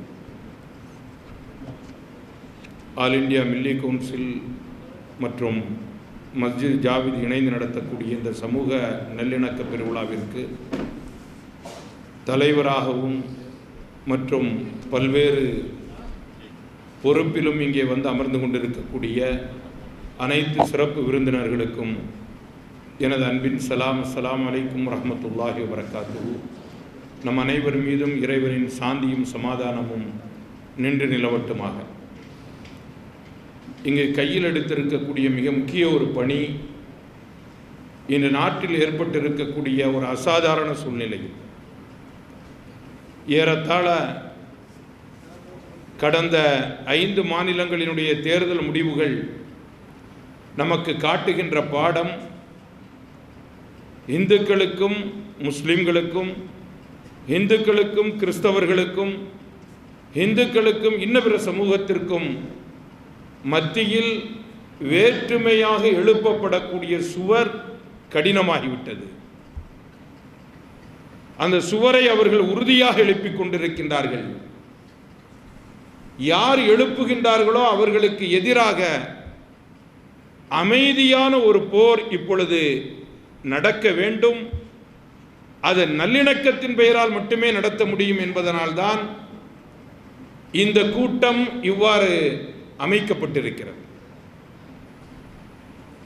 இந்த நாட்டில் இருக்கின்ற எந்த ஒரு மனிதனும் நியாயத்தை விரும்பக்கூடியவர்களும் நல்லவர்களும் நாட்டை நேசிக்கக்கூடியவர்களும் இந்த நாட்டினுடைய மக்களின் உயர்வுக்கு பாடுபடக்கூடியவர்களும் நிச்சயமாக வெறுப்பு பரப்புரைகளையும் வேற்றுமை சிந்தனைகளையும் விரும்ப மாட்டார்கள் என்பது நம் எல்லோருக்குமே தெரியும். ஆனால் பெரியவர்களோடு வேற்றுமை, இளைஞர்கள் இளைஞர்களோடு வேற்றுமை, மாணவர்கள் மாணவர்களோடு வேற்றுமை, மாணவிகள் மாணவிகளோடு வேற்றுமை, சிறுவர்களுக்கும் சிறுமியர்களுக்கும் மற்ற சிறுவர்களுக்கும் சிறுமியர்களுக்கும் மற்றும் மத்தியில் வேற்றுமை என்ற இந்த சுவர் திட்டமிட்டு கட்டப்படுகின்றது. இந்த சுவற்றை இடித்து தள்ளியாக வேண்டும். நாங்கள் நேற்று சந்தித்த காஞ்சி பெரியவாள் அவர்கள் வெளிப்படையாகவே சொன்னார்கள், என்னுடைய ஆசை இந்தியாவிற்கும் பாகிஸ்தானிற்கும் மத்தியிலே பேச்சுவார்த்தை நடைபெற வேண்டும். இங்கு நடந்து கொண்டிருக்கக்கூடிய போர் தளவாடங்கள் நிறுத்தப்பட்டு சுகாதாரத்திற்கும் மக்களின் ஆரோக்கிய வாழ்விற்கும் கல்விக்கும் அந்த பணம் செலவிடப்பட வேண்டும். ஜெனரல் முஷர்ரஃபினுடைய வார்த்தையை அவர்கள் சுட்டிக்காட்டினார்கள், பகிரங்கமாக சொன்னார். நான் இதை எந்த மேடையில் வேண்டுமானாலும் சொல்வதற்கு தயார் என்றார். ஆனால் இந்த டயலாக்குகள், இந்த கலந்துரையாடல்கள் நாம் அமைதியான முறையில் செய்வோம், அரங்கத்திற்குள் செய்வோம். ஆனால் இதனுடைய செயல்பாடுகள் மக்கள் மன்றத்திலே வெளிப்பட வேண்டும் என்று சொன்னார். அன்பிற்குரியவர்களே, எங்கோ ஒரு சில ஒளிக்கீற்றுகள் தென்படுகின்றன. அதனுடைய விளைவாக சில நல்லிணக்க நிகழ்வுகள் நடைபெறுகின்றன. உதாரணமாக காயங்குளத்திற்கு பக்கத்திலே செரவாலி என்ற ஊர், அந்த ஊரில் பிந்து என்ற ஒரு விதவை பெண் தன்னுடைய 24 வயது மகள் அஞ்சுவிற்கு சசி என்றொரு மணமகனை தேர்வு செய்து அவ்விருவருக்கு மத்தியிலே திருமணத்தை நிச்சயித்து விடுகின்றார். கொரோனாவினுடைய காலகட்டத்தினால் அவருடைய ஏழ்மையின் காரணமாக அவரால் அதை நடத்த முடியாமல் போகின்றது. பக்கத்தில் இருக்கின்ற பள்ளிவாசலில் போய் சொல்லுகின்றார், நான் என்னுடைய பெண்ணிற்கு வயது கடந்து விட்டது, அவருக்கு நான் திருமணத்தை நிச்சயம் செய்து விட்டேன், எப்படியாவது நடத்த வேண்டும் என்று சொல்லும் பொழுது, உங்களுடைய மஸ்ஜிதிலே நீங்கள் இடம் தருவீர்களா? திருமண மண்டபங்கள் என்னால் எடுக்க முடியாது. மஸ்ஜிதினுடைய முத்தவல்லி சொல்லுகின்றார், அவருடைய பேர் நஜ்முத்தீன், திருமணத்தை நாங்களே நடத்துகின்றோம். 4000 பேருக்கு விருந்து, 2 லட்சம் ரூபாய் ரொக்கப்பணம், டிவி, வாஷிங் மிஷினோட இந்து முறைப்படி புரோகிதர்கள் வந்து அந்த திருமணம் மஸ்ஜிதிலே நடைபெறுகிறது. இதுதான் இன்றைய தேவை. இப்படிப்பட்ட கேரளத்து சம்பவங்கள் எல்லா இடங்களிலும் அதிகமாக வேண்டும். மஸ்ஜிதுகளிலும் நடைபெற வேண்டும், கோயில்களிலும் நடைபெற வேண்டும், சர்ச்சுகளிலும் நடைபெற வேண்டும். இந்த நாடு அப்படிப்பட்ட நாடு. மதுரை ஆதீனத்தினுடைய பல்லாயிரம் ஏக்கர் சொத்துக்களை அவுரங்கசீப் மதுரை ஆதீனத்திற்காக வேண்டி தானமாக கொடுத்து பத்திரத்தை பட்டயத்திலே பதிவு செய்தது இன்றும் மதுரை ஆதீன கருவூலத்தில் இருக்கின்றது. ஏர்வாடி தர்காவிற்காக வேண்டி சுல்தான் சையது இப்ராஹிம் ஷா வலியுல்லா ரஹ்மத்துல்லா அலைஹி அவர்களுடைய போர் தீரத்தை கண்டும் அவர்களுடைய ஆன்மீக முறையின் மீது இழுக்கப்பட்டு அந்த நேரத்தில் சோழ மன்னன் குலோத்துங்கன் அவனுடைய ஆட்சி காலத்திலே அவர் வாழ்ந்து கொண்டிருக்கும் பொழுது வீரபாண்டிய மன்னன் வந்து நின்று, என்னுடைய பார்வை எதுவரைக்கும் விழுகின்றதோ வலது இடது கிழக்கு மேற்கு அனைத்து இடங்களும் ஏர்வாடி சையது இப்ராஹிம் ஷாவிற்கு சொந்தமானது. இதிலிருந்து ஒரு காணி நிலைமையிலும் யாராவது எடுத்தால் அவன் முஸ்லிமாக இருந்தால் காபாவை இடித்தவனை போல, அவன் இந்துவாக இருந்தால் வாரணாசி கோயிலை இடித்தவனை போல, அவன் கிறிஸ்தவனாக இருந்தால் ரோம சர்ச்சை இடித்தவனை போல என்று செம்பு பட்டயத்தை எழுதி இன்னும் ஏர்வாடி தர்காவில் அது பாதுகாத்து வைக்கப்பட்டிருக்கிறது. மத நல்லிணத்திற்கு பெயர் போன இந்த நாட்டில் இப்பொழுது இப்படிப்பட்ட வன்மங்கள், கும்பல் படுகொலைகள், பேசி வைத்து அவர்களுக்கு மத்தியிலே வன்மங்களை வெறியூட்டும் செயல்களை செய்யப்படுகின்ற இந்த நிகழ்வுகளை முற்றிலும் வேறறுத்தாக வேண்டும்.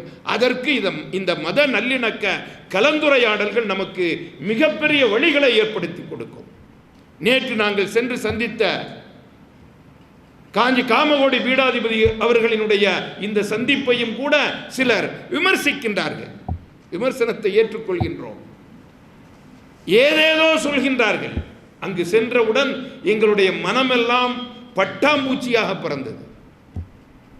சென்றவுடனே உணவு உபசரிப்பு, உட்கார்ந்து பேசும் பொழுது அத்தனை கனிவான வார்த்தைகள். மௌலானா அனீசுர் ரஹ்மான் காசிமி சாஹிப் அவர்கள் சொல்லுகின்றார்கள், ஒருவர் மற்றவருடைய மதத்தை புரிந்து கொள்ள வேண்டும் என்று சொல்லும் பொழுது சுவாமி அவர்கள் சொல்லுகின்றார்கள், இல்லை, அவரவர் மதத்தை அவரவர் ஒழுங்காக புரிந்து கொண்டாலே மத நல்லிணக்கம் தலைக்கும். அடுத்து சொன்னார்கள், இந்த பேச்சோடு நீங்கள் போய்விடக்கூடாது. உங்களுடைய சமூகத்திலே வறுமையில் இருக்கக்கூடியவர்களை வாழ்க்கையில் உயர்த்துவதற்காக வேண்டி காஞ்சி மடம் தன்னுடைய உதவியை அளிக்கும்.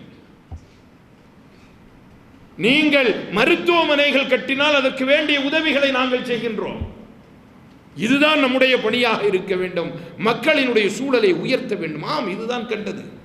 கிபி 711 1472 வரை நடந்த 9 சிலுவை போர்களில் எத்தனை லட்சம் மக்கள் கொல்லப்பட்டார்கள். அதற்கு பிறகு நடந்த யுத்தங்களில் எழுதப்படுகிறது 2000 அரண்மனைகள், 1800 கிராமங்கள், 1500 நகரங்கள் வெறும் ஜெர்மனியில் மாத்திரம் அளிக்கப்பட்டன. அழிவிற்கே வழிவகுக்கும் போர்கள் எல்லாம். கடைசியாக கணியன் பூங்குன்றனாரின் வரிகளை வைத்து கவிமாமணி எழுதிய வரிகளோடு நானும் முடித்து விடுகின்றேன். யாதும் ஊரே யாவரும் கேளீர், அன்பே எங்கள் உலக தத்துவம். நண்பர் உண்டு பகைவர் இல்லை, நன்மை உண்டு தீமை இல்லை. தீதும் நன்றும் பிறர் தர வாரா. நாமே உருவாக்க வேண்டும், நாமே செதுக்க வேண்டும். அந்த நாடுதான் இந்தியா. இந்த இந்தியா இப்படி இருக்கக்கூடாது. இந்த இந்தியா பல்வேறு பூக்கள் மலர்ந்த தோட்டமாக மாற வேண்டும். அல்லாமா இக்பால் அவர்களுடைய கவிதையை போன்று பல மலர்கள் ஒன்றாக இருந்தால்தான் அது பூந்தோட்டம். இந்தியாவிற்கு மட்டுமே அந்த சிறப்பு. பல்வேறு மதங்கள் பூத்து குலுங்கும் இந்திய திருநாட்டை மீண்டும் கட்டி எழுப்புவோம். அஸ்ஸலாமு அலைக்கும் வரஹ்மத்துல்லாஹி வபரகாத்துஹு. ஜஸாக்கல்லாஹு கைரல் ஜஸா. அடுத்ததாக लोकतंत्री समाज पार्टी का विपिन तिवारी साहब और 2-3 मिनट के लिए चंद लफ्ज़ फरमाइए।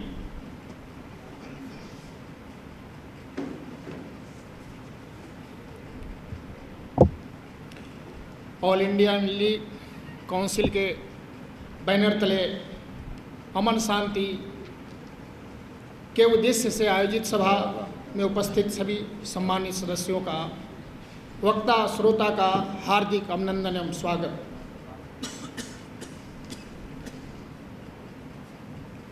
मैं पंडित विपिन तिवारी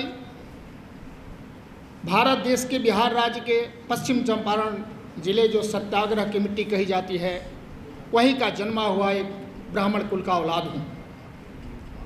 मैं पंडित विपिन तिवारी और मौलाना अनीसुर रहमान कासमी ऑल इंडिया मिली काउंसिल के राष्ट्रीय उपाध्यक्ष, हम दोनों उसी सत्याग्रह की मिट्टी से जन्मे हुए औलाद हैं। हम दोनों ने राय किया कि जो वर्तमान समय में अमन चैन प्रपंच के माध्यम से मिटाया जा रहा है, अफवाहें फैलाई जा रही है, उस पर नकाब कसने के लिए हम आप दोनों निकलें। चले, इस मिट्टी में इतना ताकत है कि इसी मिट्टी ने अंग्रेजों को 7 समुंदर पार भगाया। शांतिप्रद तरीके से हम आप दोनों चलें और इसका संदेश दें देशवासियों के बीच। हम लोग पटना से निकल के आसाम गुवाहाटी कामाख्या मंदिर गए।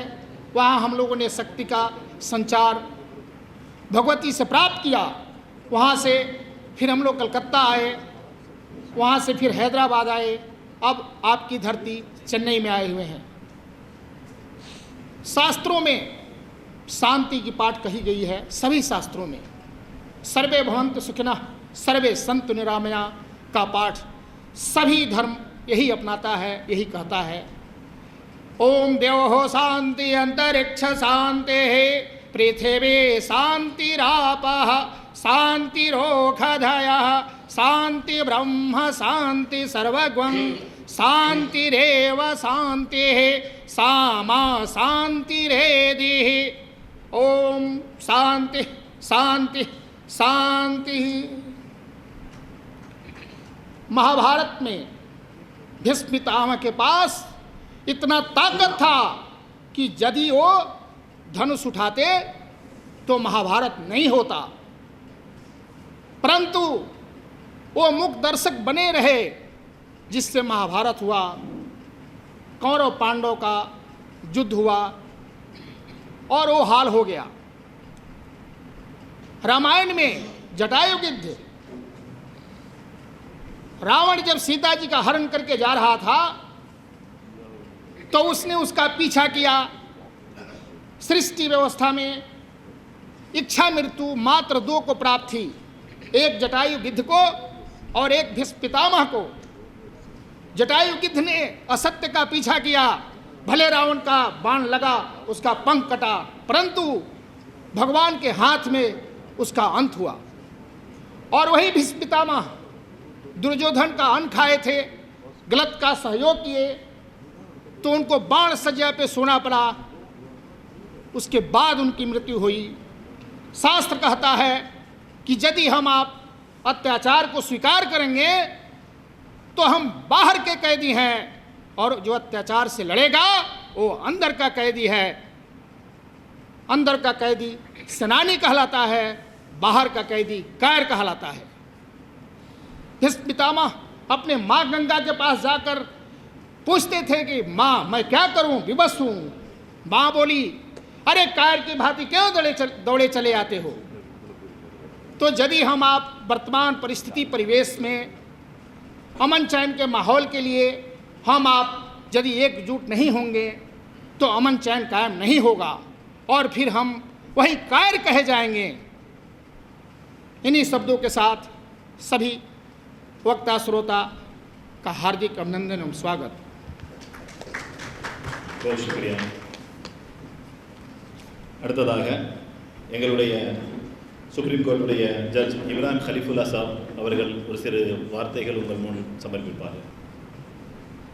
அளவற்ற அருளாளனும் நிகரற்ற அன்புடையவனுமாகிய அல்லாஹுவின் திருநாமத்தை முன்வைத்து உங்களிடையிலே ரத்தின சுருக்கமாக பேசிவிட்டு அமர்ந்து விடுகின்றேன்.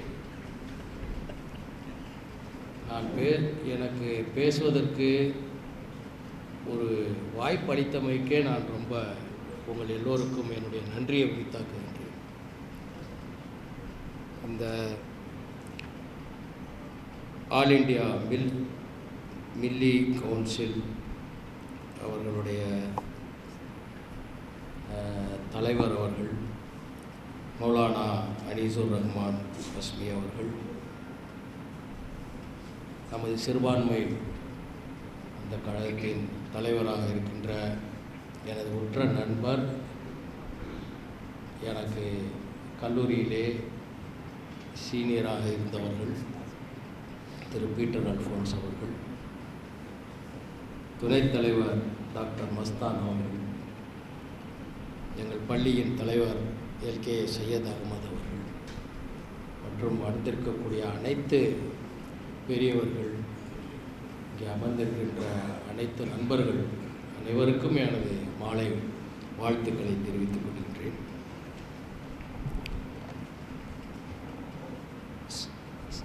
சமய நல்லிணக்கம், இதை மத நல்லிணக்கம் என்று சொல்வதை விட ஒரு தீக்ஷதர் அவர்கள் சொல்ல கேட்டேன். மதம் என்று சொல்லாதீர்கள், மதம் என்றால் அது சில நேரத்திலே அதனுடைய அர்த்தம் வேறுபடுகிறது. சமயம் என்று சொல்லுங்கள். சமய நல்லிணக்கம் கூட்டம் என்று தான் என்னிடத்திலே காலையிலே அவர்கள் பீட்டர் அல்ஃபோன்ஸ் அவர்கள் சொன்னார்கள். சமயம் ஒவ்வொன்றும், இந்து சமயம், இஸ்லாமிய சமயம், கிறிஸ்துவ சமயம், புத்த சமயம், சீக்கிய சமயம், எல்லாமே சமயம்தான். எல்லாரும் ஒன்று சேர்ந்து அதை இணக்கமாக செயல்படுவதற்கு தான் சமயம் என்று சொல்லுகின்றோம்.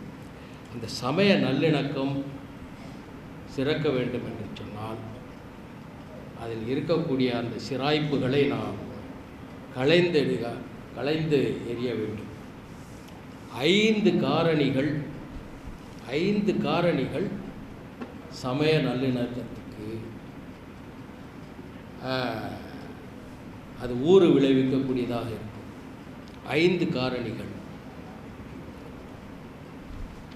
சமயம், ரிலிஜன் என்று சொல்வார்கள். சமயம், பணம், வெல்த், கல்வி, ஜெண்டர் பயஸ் என்று சொல்வார்கள்.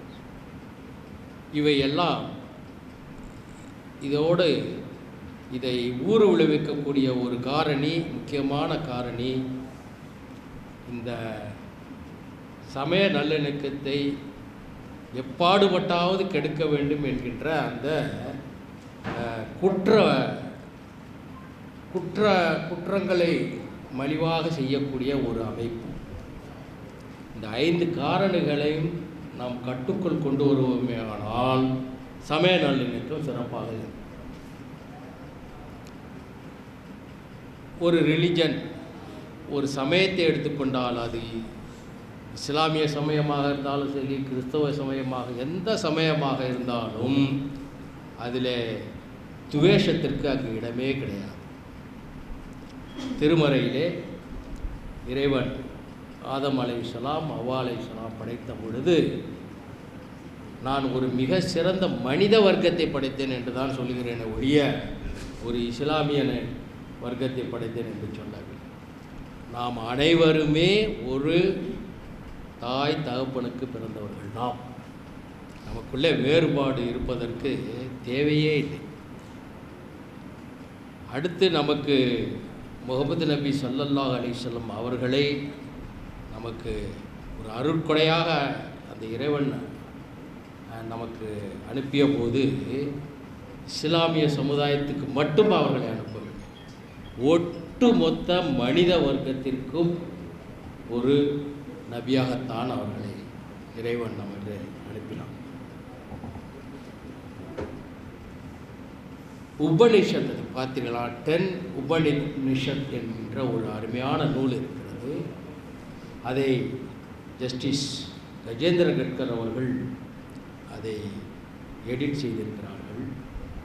அதில் நான் அந்த ஒவ்வொரு அதில் இருக்கக்கூடிய 10 உபநிஷத்திலையும் ஒவ்வொன்றையும் அவர்கள் விளக்கி சொல்லுகின்ற பொழுது அதில் துவேஷத்திற்கு எந்த விதமான இடமுமே இல்லை.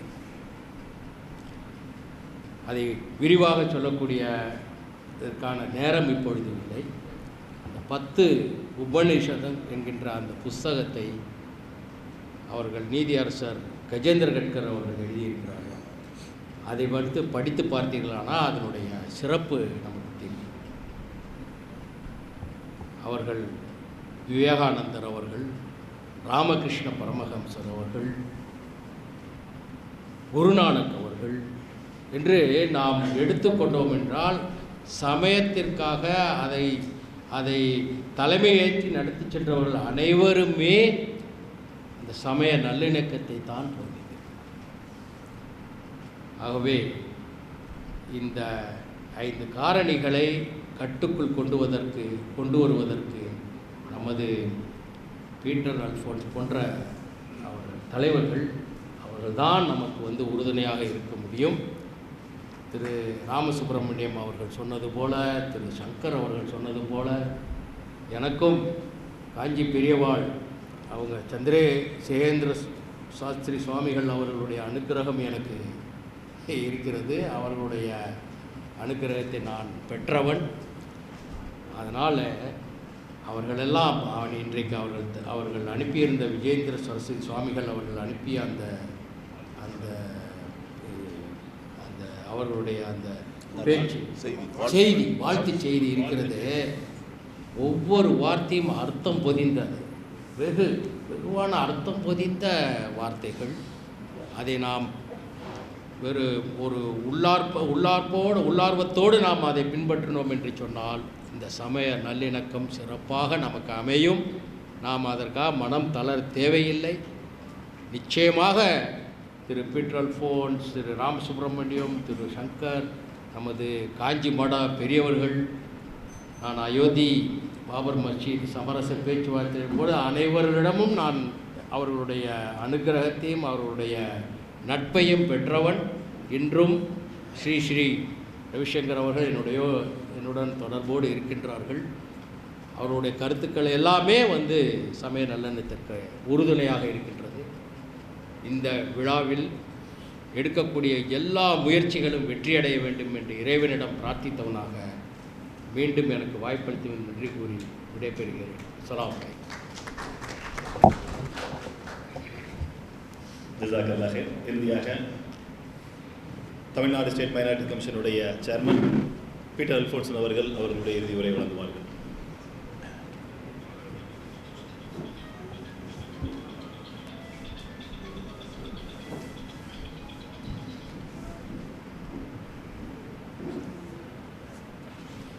நம்முடைய அண்ணா நகர் மஸ்ஜித் ஜவீத் ஆல் இண்டியா மில்லி கவுன்சிலினுடைய தமிழ்நாடு கிளை இந்த 2 அமைப்புகளும் சிறப்பாக ஏற்பாடு செய்திருக்கின்ற இந்த சமய நல்லிணக்க விழாவிலே தலைமை ஏற்றிருக்கின்ற இந்த பள்ளியினுடைய தலைவர், என்னுடைய பாலிய சிநேகிதர், எங்கள் ஊர்க்காரர் அன்பிற்குரிய எல்கே சையத் அஹ்மத் அவர்களே, பொதுவாக பொது வாழ்க்கையிலே, அரசு பணியிலே, நீதித்துறையிலே பணியாற்றுகின்ற பலரை ஒரு 50 ஆண்டுகளாக பார்க்கின்ற வாய்ப்பினை நான் பெற்றிருக்கிறேன்.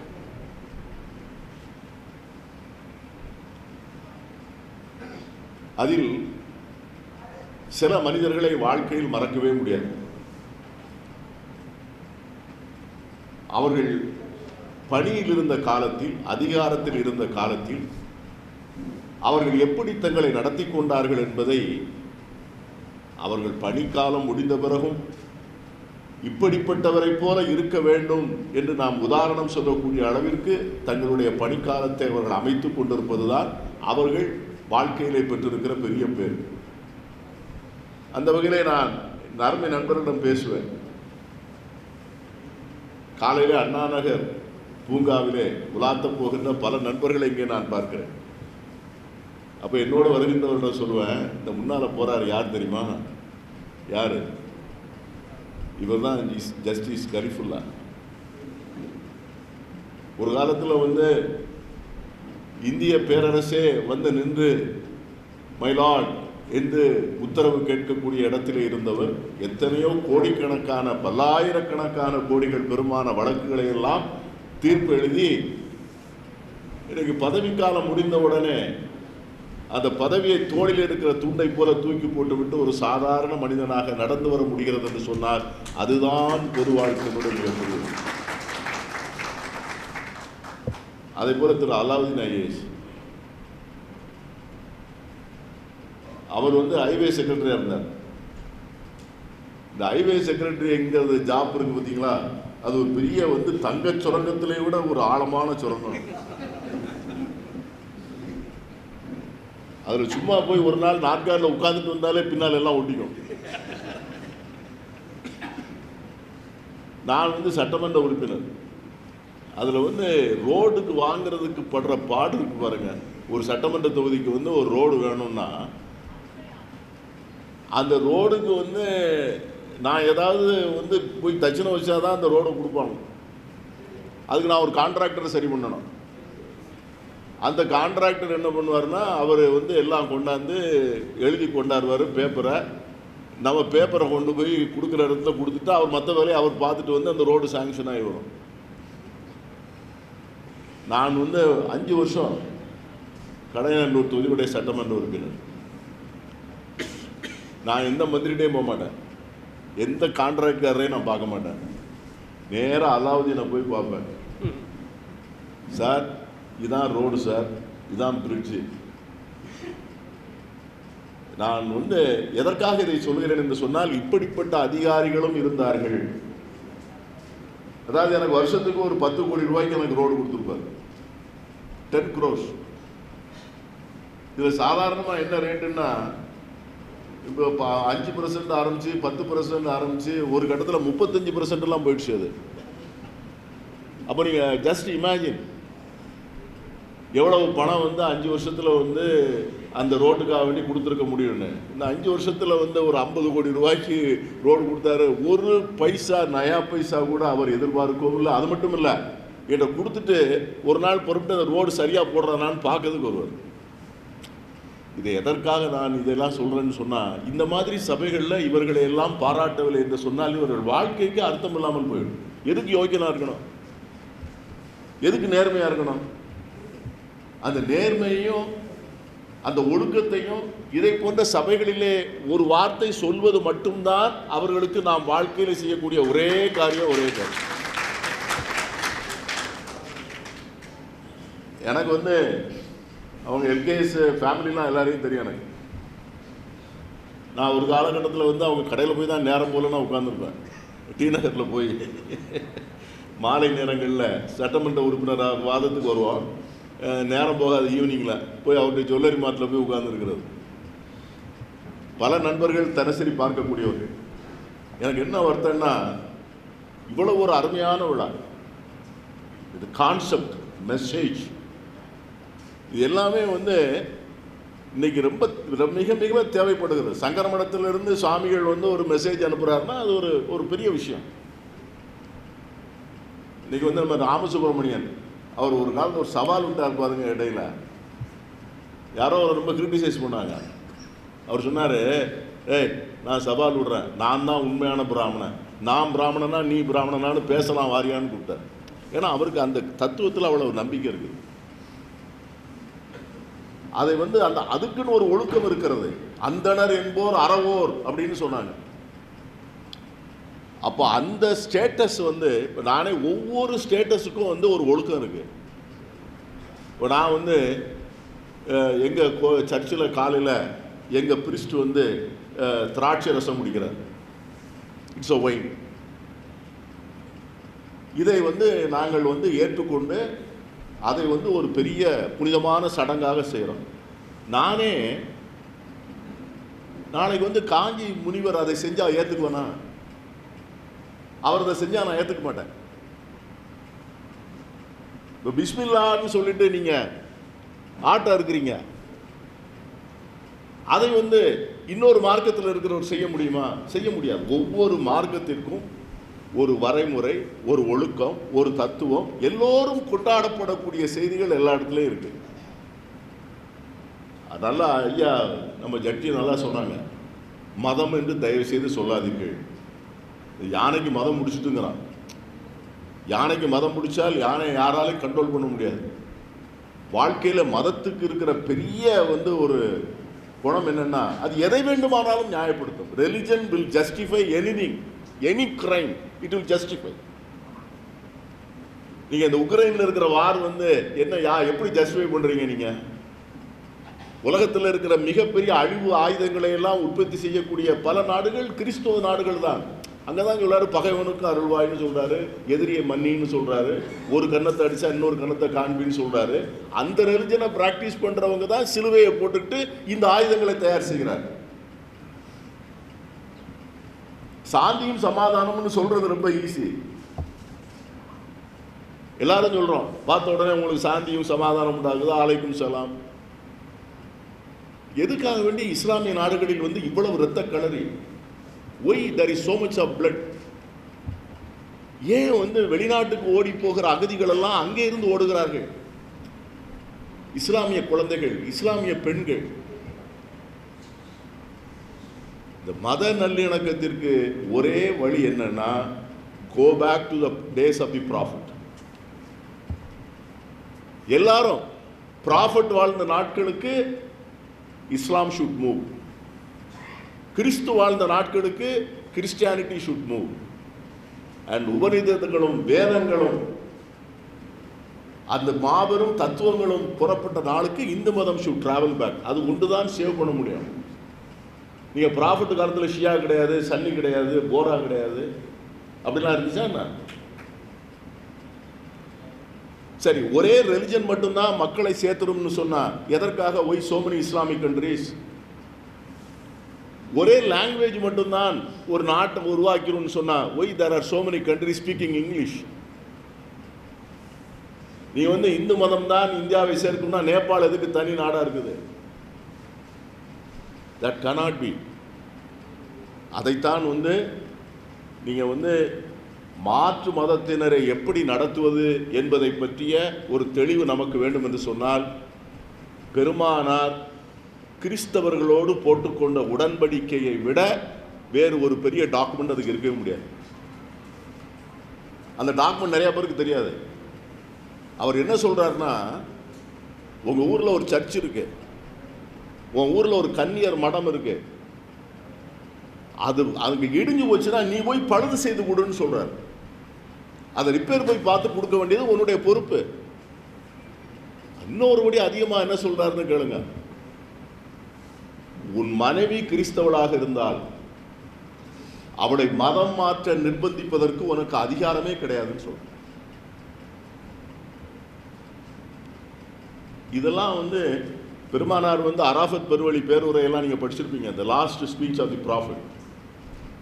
அதில் வந்து அவர் 2 விஷயங்கள் ரொம்ப தெளிவாக சொல்றார்.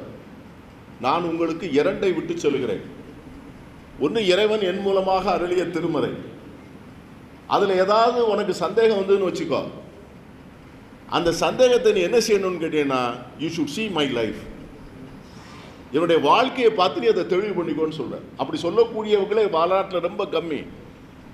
என்னுடைய வாழ்க்கையை பார்த்து நீங்கள் படிங்க, என்னுடைய வாழ்க்கையை பார்த்து பின்பற்றுங்கன்னு சொல்லக்கூடிய தகுதியே உலகத்தினுடைய வரலாற்றில் வந்து கைவிட்டு எண்ணி விடலாம். உனக்கு வந்து திருமறையில் சந்தேகம் வந்ததுன்னா ஏன்னா அந்த திருமறை என்ன சொன்னதோ அதை அப்படியே வாழ்ந்து காண்பித்திருக்கிறார்.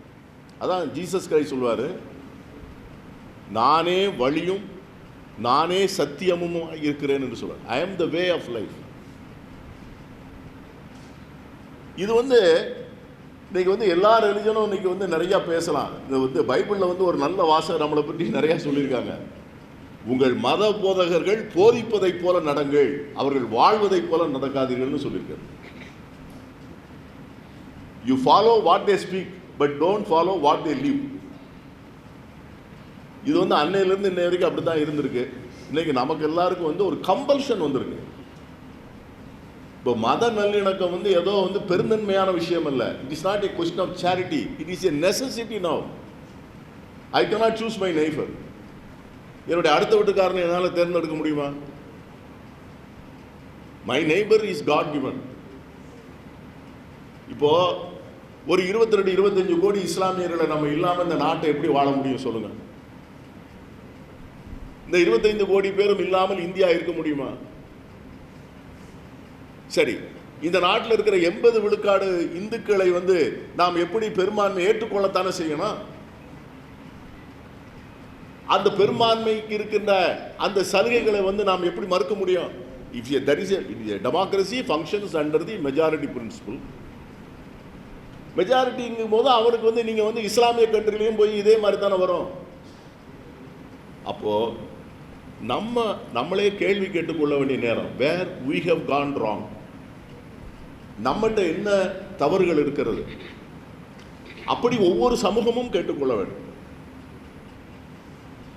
நீங்கள் வந்து நிறைய விஷயங்களை பற்றி சிந்திக்க வேண்டிய கட்டத்திற்கு மனித சமூகம் வந்திருக்கிறது.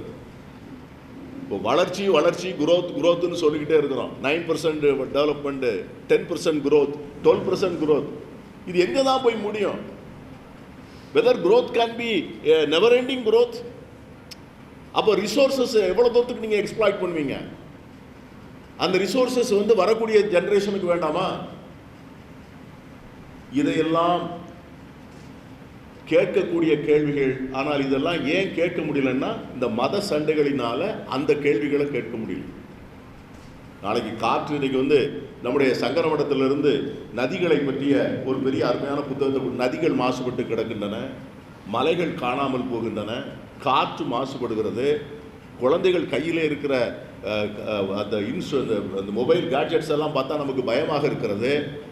10 வயது பெண்ணு கற்பந்தரிக்கிறாள். அப்போ என்ன, வேர் we are going to? அது வந்து it is not confined to one religion. இது வந்து ஒட்டுமொத்த பிரச்சனை. ஆகவே தான் சமய நல்லிணக்கம் என்பது மிகவும் அவசியப்படும் உண்டு. எனக்கு என்ன வருத்தம்னா, நம்ம நம்ம யூசுப் பாய், நம்ம எல்கேஎஸ்லாம் ஒரு பெரிய நிகழ்ச்சியாக இதை பண்ணியிருக்கணும். ஒரு 1000 பேர் பங்கேற்றிருக்கணும். இன்னும் சொல்கிறேன், நான் திரும்ப திரும்ப நான் போகிற இடத்துலலாம் என்னுடைய இஸ்லாமிய சோழலை கேட்பேன், பெண்களுக்கு சமூகத்தின் கதவுகளை தயவு செய்து திறந்து வைங்க.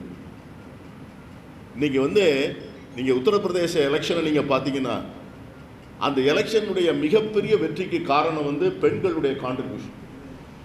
This is the analysis. நீங்கள் அவங்களுக்கு சமூகத்தினுடைய கதவுகளை நாம் திறந்து வைத்து அவர்கள் மூலமாக நம்முடைய குழந்தைகளுக்கு புதிய சமூகத்தில் என்ன மாற்றங்கள் வரப்போகின்றன என்பதை சொல்லிக் கொடுக்காமல் இருந்தால் நம்முடைய சமூகம் ஸ்டாக்னண்ட் ஆகிடும். இதை நான் எனக்கு ரொம்ப உரிமையோடு எல்லா இடத்துலையும் நான் சொல்லுவேன். இப்போது கடந்த ஒரு மாதம் 2 மாதத்தான் நடந்த நிகழ்வுகளை பற்றியெல்லாம் நான் பேச ஆசைப்படலை. நடந்தவைகள் நடந்தவைகளாக இருக்கட்டும், நடப்பவைகள் நல்லவைகளாக அமையட்டும். நீங்கள் கன்ஃபரண்டேஷனை ஒரு புஷ்ஷிங் உள்ள பாயிண்ட்டுக்கு நம்ம புஷ் பண்ணிக்கிட்டே இருக்கக்கூடாது. எங்கேயாவது ஒரு கட்டத்தில் போய் அது முடியணும். இப்போ நம்முடைய ஐயா, நம்ம ஜட்ஜி ஐயா சொன்னாங்க, அவங்கள தலைவராக போட்டாங்க. எதுக்கு? பாபர் மசூதி விஷயத்தை பேசி முடிக்கிறதுக்கு அவங்க தலைமையில் தான் குழு இருந்தது. அப்போ அவங்க புறப்பட்டு போகிற அன்றைக்கி முதல் நாள் நான் பார்த்தேன் அவங்கள. நான் சொன்னேன், நான் அயோத்திக்கு போயிருந்தேன், நான் போய் ஒரு சுற்றிட்டு வந்தேன். அங்கே 65 கோயில் இருக்குது ராமருடைய பேரில். இந்த 65 கோயிலில் இருக்கிற அர்ச்சகரை கேட்டாலும் இங்கே தான் ராமர் பிறந்தாருன்னு சொல்லுவாங்க. 65 கோயிலையும் அதே தான் சொல்லுவாங்க.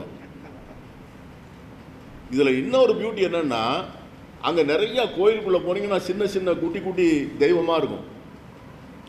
அனுமார் இருப்பார், லக்ஷ்மணர் இருப்பார், சரையு உட்கார்ந்துருக்கும், சீதா பிராட்டி அம்மா இருப்பாங்க. இது எல்லாத்துக்கும் வகை வகையாக ட்ரெஸ்ஸு தைச்சு போட்டிருப்பாங்க. ஒவ்வொருத்தருக்கும் ஒரு ஆகம விதி இருக்கிறது. அப்படி தான் அதுக்கு அந்த வஸ்திரத்தை போடணும். அந்த வஸ்திரம் தைக்க தெரிந்தவர்கள் அந்த ஊரில் இருக்கிற இஸ்லாமியர்கள் தான். வேற யாருக்கும் அந்த கலையே தெரியாது. அவங்க தான் அந்த வஸ்திரத்தை தைச்சு கொடுக்கணும். நான் இதை ஐயாட்ட சொன்னேன். அதே மாதிரி அந்த கோயிலுக்கு வேண்டிய புஷ்பங்கள் விளையக்கூடிய அந்த சாயங்காலம் கோவிலுக்கு பூஜைக்கு புஷ்பம் வேணும்னு சொன்னால் இந்த இஸ்லாமியர்கள் தான் அந்த நர்சரி வச்சுருக்கிறாங்க, கார்டன் வச்சுருக்கிறாங்க. அப்போ ஐயா போய்ட்டு சொன்னாங்க, நான் போயிட்டு வந்தேன், நீங்கள் சொன்ன மாதிரியே இருக்கு அப்படின்னு சொன்னாங்க. ஏன்னா அந்த சமூகம் அப்படித்தான் வளர்ந்துருக்குது.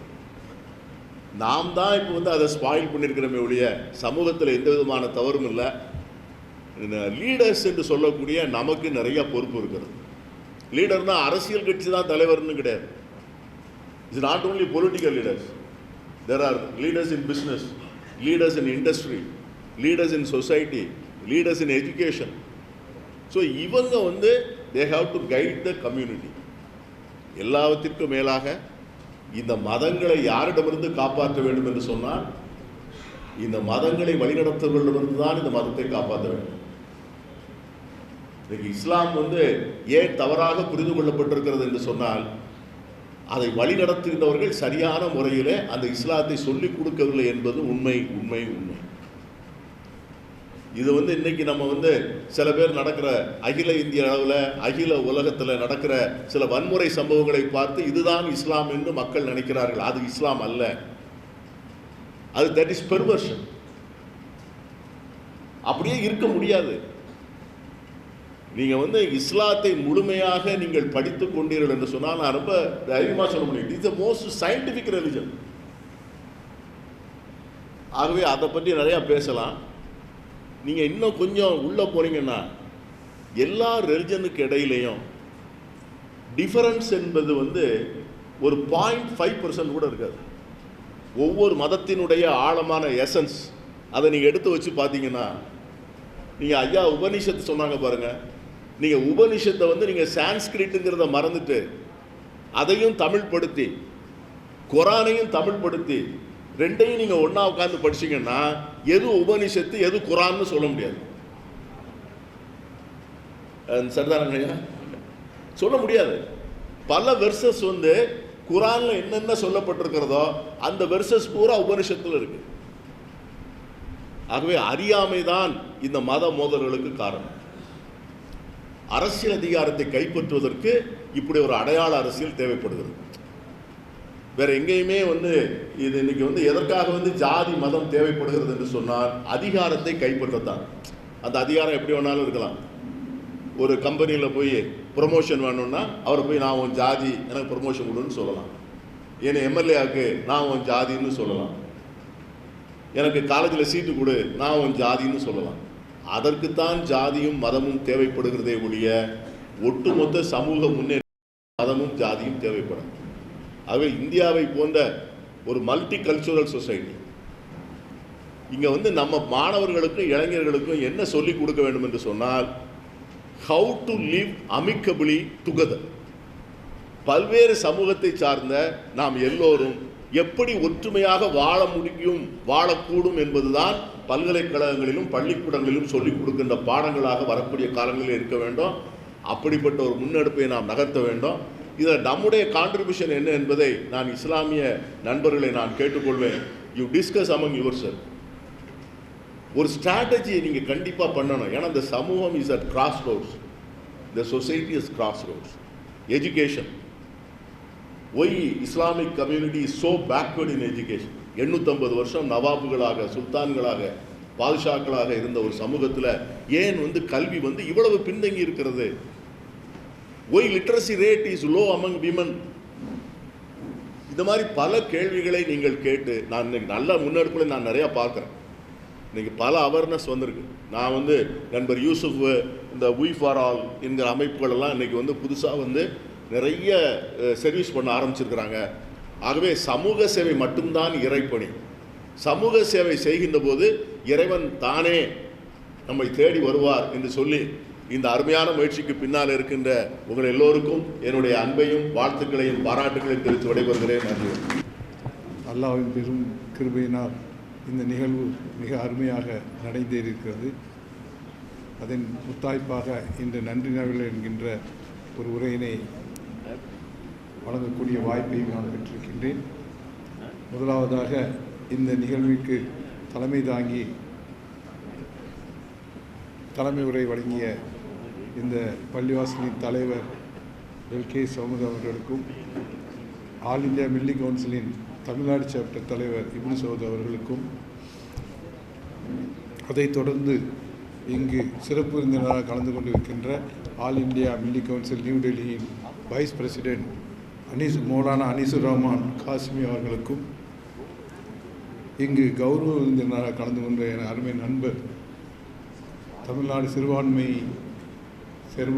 ஆணையத்தின் தலைவர் அவர்களுக்கு 2-3 நாட்கள் முன்பாகத்தான் நாங்கள் சென்று இந்த நிகழ்வை பற்றி சொல்லினோம். உடனடியாக அவர்கள் இதற்கு இசைவு தந்து, அதோடு மட்டுமல்லாமல் இன்ன பேர்களை நீங்கள் கூப்பிட்டு இந்த நிகழ்வை மிக சிறப்பாக நடத்த வேண்டும், அதற்கான இசைவுகளை நானே பெற்று தருகின்றேன் என்ற அளவிலே அவர்களோடு தொடர்பு கொண்டு எங்களையும் தொடர்பு கொண்டு செய்து அந்த நிகழ்ச்சிக்கு அனைவரையும் வரவை செய்த அவர்களுக்கு இந்த மில்லி கவுன்சிலின் சார்பாகவும் மஸ்ஜித் ஜாவிதின் சார்பாகவும் எனது தனிப்பட்ட முறையில் என்னுடைய தலைவர் என்ற முறையில் அவர்களுக்கு இந்த மனமார்ந்த நன்றியினை தெரிவித்துக் கொள்கிறேன். அடுத்தாற்போல் எங்களோடு இணைந்து பயணிக்கின்ற உச்ச நீதிமன்ற நீதிபதி அவர்கள், நீதி அரசர் அவர்கள் அவ்வப்போது எங்களுக்கு தேவைப்படுகின்ற அத்தனை ஆலோசனைகள் வழங்குவார்கள். மிக நட்பு கொண்டு நடைபயிற்சி பயிற்சி பண்ணும்போதெல்லாம் கூட மிக அழகான முறையில் நகைச்சுவையோடு எங்களுடைய நினைவுகளை மட்டுமல்லாமல் அவர்கள் எங்களுடைய எல்லா விதமான செயல்பாடுகளுக்கும் உறுதுணையாக இருந்து வழிகாட்டியாக இருந்து எங்களை வழிநடத்தி கொண்டிருக்கிறார்கள். அவர்கள் வந்து இந்த நிகழ்வினை சிறப்பு செய்தமைக்காகவும் அவர்களுக்கும் எங்கள் நெஞ்சார்ந்த நன்றியை தெரிவித்துக் கொள்கிறோம். அதைத் தொடர்ந்து தமிழ்நாடு மைனாரிட்டி கமிஷனின் உதவி தலைவர் டாக்டர் KS மஸ்தான் அவர்கள் டாக்டர் அப்பாயின்மெண்ட் இருக்கிறதுனால உடனே கிளம்பி போயிட்டாங்க. அவங்களுக்கும் எங்கள் நன்றியை தெரிவித்துக் கொள்கிறோம். அதோடு முக்கியமாக சொல்லணுன்னா நண்பர் ராமசுப்ரமணியத்துக்கு சொல்லணும். அவங்கள நான் நிறைய டிவியில் பார்த்து நம்ம டேட்டா பேஸோட ஒரு ஆக்ரோஷத்தோட விஷயதாப்சத்தோடு பேசிக்கக்கூடிய ஒரு நல்ல நண்பர். அவரை நான் வந்து டிவியில் பார்த்து அதிசயப்பட்டிருக்கிறேன். ஆனால் நேரில் இப்போ தான் பார்த்தேன். அவங்கள கூப்பிட்டோம். கூடும்போதுன்னு நான் பீட்டர் சார் சொன்னாங்க, நீ ஃபோனில் கூடு கட்டாயம் வருவாங்க. நான் ஃபோன் பண்ண உடனே நீங்கள் வந்து நேரெலாம் பார்க்க வேணாங்க, இது மாதிரி முக்கியமான நிகழ்வுக்கு நான் கட்டாயம் வரணும். அது மட்டும் இல்லாமல் இது போன்ற நிகழ்வு நிறைய நடக்கணும். அது மாதிரி நிகழ்வு நிகழ்ச்சி தான் இந்த சமுதாய நல்லிணக்கம் வந்து மக்கள் மத்தியில் அடித்தட்டு மக்கள் வரைக்கும் ஊடுருவி செல்லணுங்கிற ஒரு அரிய கருத்தை சொல்லி உடனே எந்த விதமான மறுப்பும் நீங்கள் வந்து அழகான முறையில் ஒரு அழகான ஒரு சிறப்புரை செய்தீர்கள். உங்களுடன் நாங்கள் பயணிக்க விரும்புகிறோம். இன்னும் பல விழாக்களில் நீங்கள் வந்து கலந்து கொள்ள வேண்டும் என்ற வேண்டுகோளை வைத்து உங்களுக்கு நன்றி அறிக்கை சொல்லிக்கிறேன். அடுத்தாற்போல் நமது மடாவி இந்த காஞ்சிபுரம் மடாவியிலிருந்து வந்திருக்கிற சங்கர் சார் அவர்களுக்கும் வெங்கடேஷ் சங்கர் சார் அனைவருக்கும் எங்களது நன்றியை தெரிவித்துக் கொள்கிறோம். முக்கியமாக விஜேந்திர சாமி அவர்களுக்கு எங்களுடைய நெஞ்சார்ந்த நன்றியை தெரிவித்துக் கொள்கிறோம். காரணம், அவர்கள் எங்களுடைய டீம் போய் அவங்க சந்திக்கும் போது மிக அற்புதமான முறையில் வரவேற்று மிக அழகிய முறையில் அவர்கள் உரையாடி இந்த அமைப்பினை எப்படி கொண்டு செலுத்த வேண்டும் என்கின்ற ஒரு அரிய விஷயங்களை எடுத்து சொல்லி அதற்கான திட்டங்களையும் சொல்லி அதை எப்படி நடத்த வேண்டும் என்று அது கிட்டத்தட்ட இன்னொரு 10 நாளில் நம்ம மீண்டும் வந்து எங்களை சந்திங்கன்னு சொல்லியிருக்கிறாங்க. அந்த அளவுக்கு அவங்கள சந்தித்து இதுக்கு ஒரு அமைப்பு என்கின்ற அளவில் ஒரு இடத்தை ஒரு அமைப்பை ஏற்படுத்தி அதன் மூலம் இந்த செயல்பாடுகளை நாங்கள் முன்னெடுத்து செல்ல வேண்டும். அதற்காக அந்த வழிகாட்டியாக இருக்கின்ற அவங்களுக்கும் இந்த நல்ல தருணத்திலே நன்றியை தெரிவித்துக் கொள்கிறேன். அடுத்தாற்போல் நமது தாவூதி போரா ஜமாத்துடைய அங்கத்தினர்கள் அவர்கள் வந்திருக்கிறார்கள். நேற்றைய தினம் அவர்கள் இந்த டீம் போய் சந்தித்த போது நாங்களும் இந்த நிகழ்வில் கட்டாயம் கலந்து கொள்வோம் என்று அவர்களே தன்னிச்சையாக வந்து இந்த நிகழ்வில் கலந்து கொண்டிருக்கிறார்கள். அவர்களுக்கும் உங்கள் தலைமை காட்சிக்கும் இந்த நல்ல தருணத்திலே எங்களுடைய நன்றியை தெரிவித்துக் கொள்கிறேன். உங்கள் மூலம் எங்களுடைய நன்றியினை நீங்கள் தலைமை காட்சிக்கும் தெரிவிக்க வேண்டும் என்ற வேண்டுகோளையும் உங்கள் முன் வைக்கிறேன். அதோடு மட்டுமல்லாமல் பண்டிட் திவாகி அவர்கள் ரொம்ப அழகான முறையில் வந்து பண்ணி சுக்ரியா பகு சுக்ரியா. உங்களுடைய முயற்சி வெற்றி பெறணும்.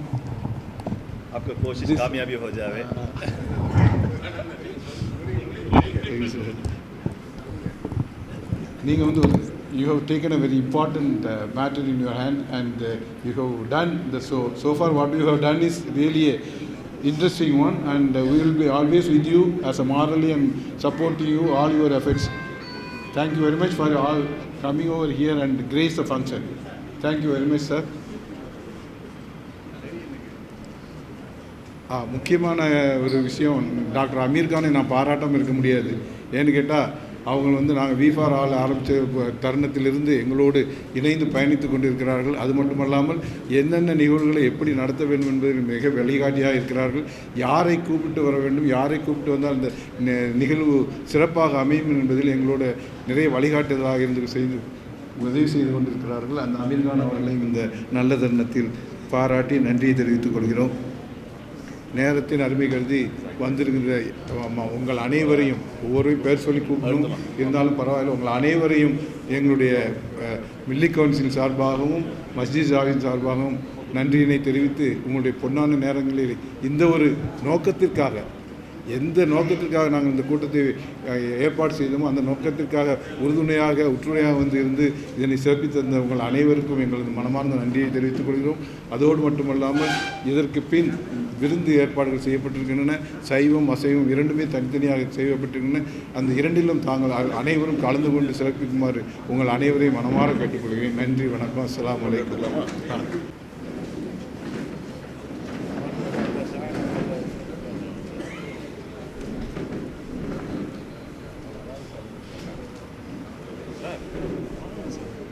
சார் வாங்க சார். சார் ஒரு வாங்க வாங்க.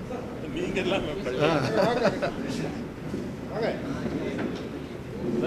இப்படி வாங்க சார், இப்படி வாங்க சார், இப்படி வாங்க சார்.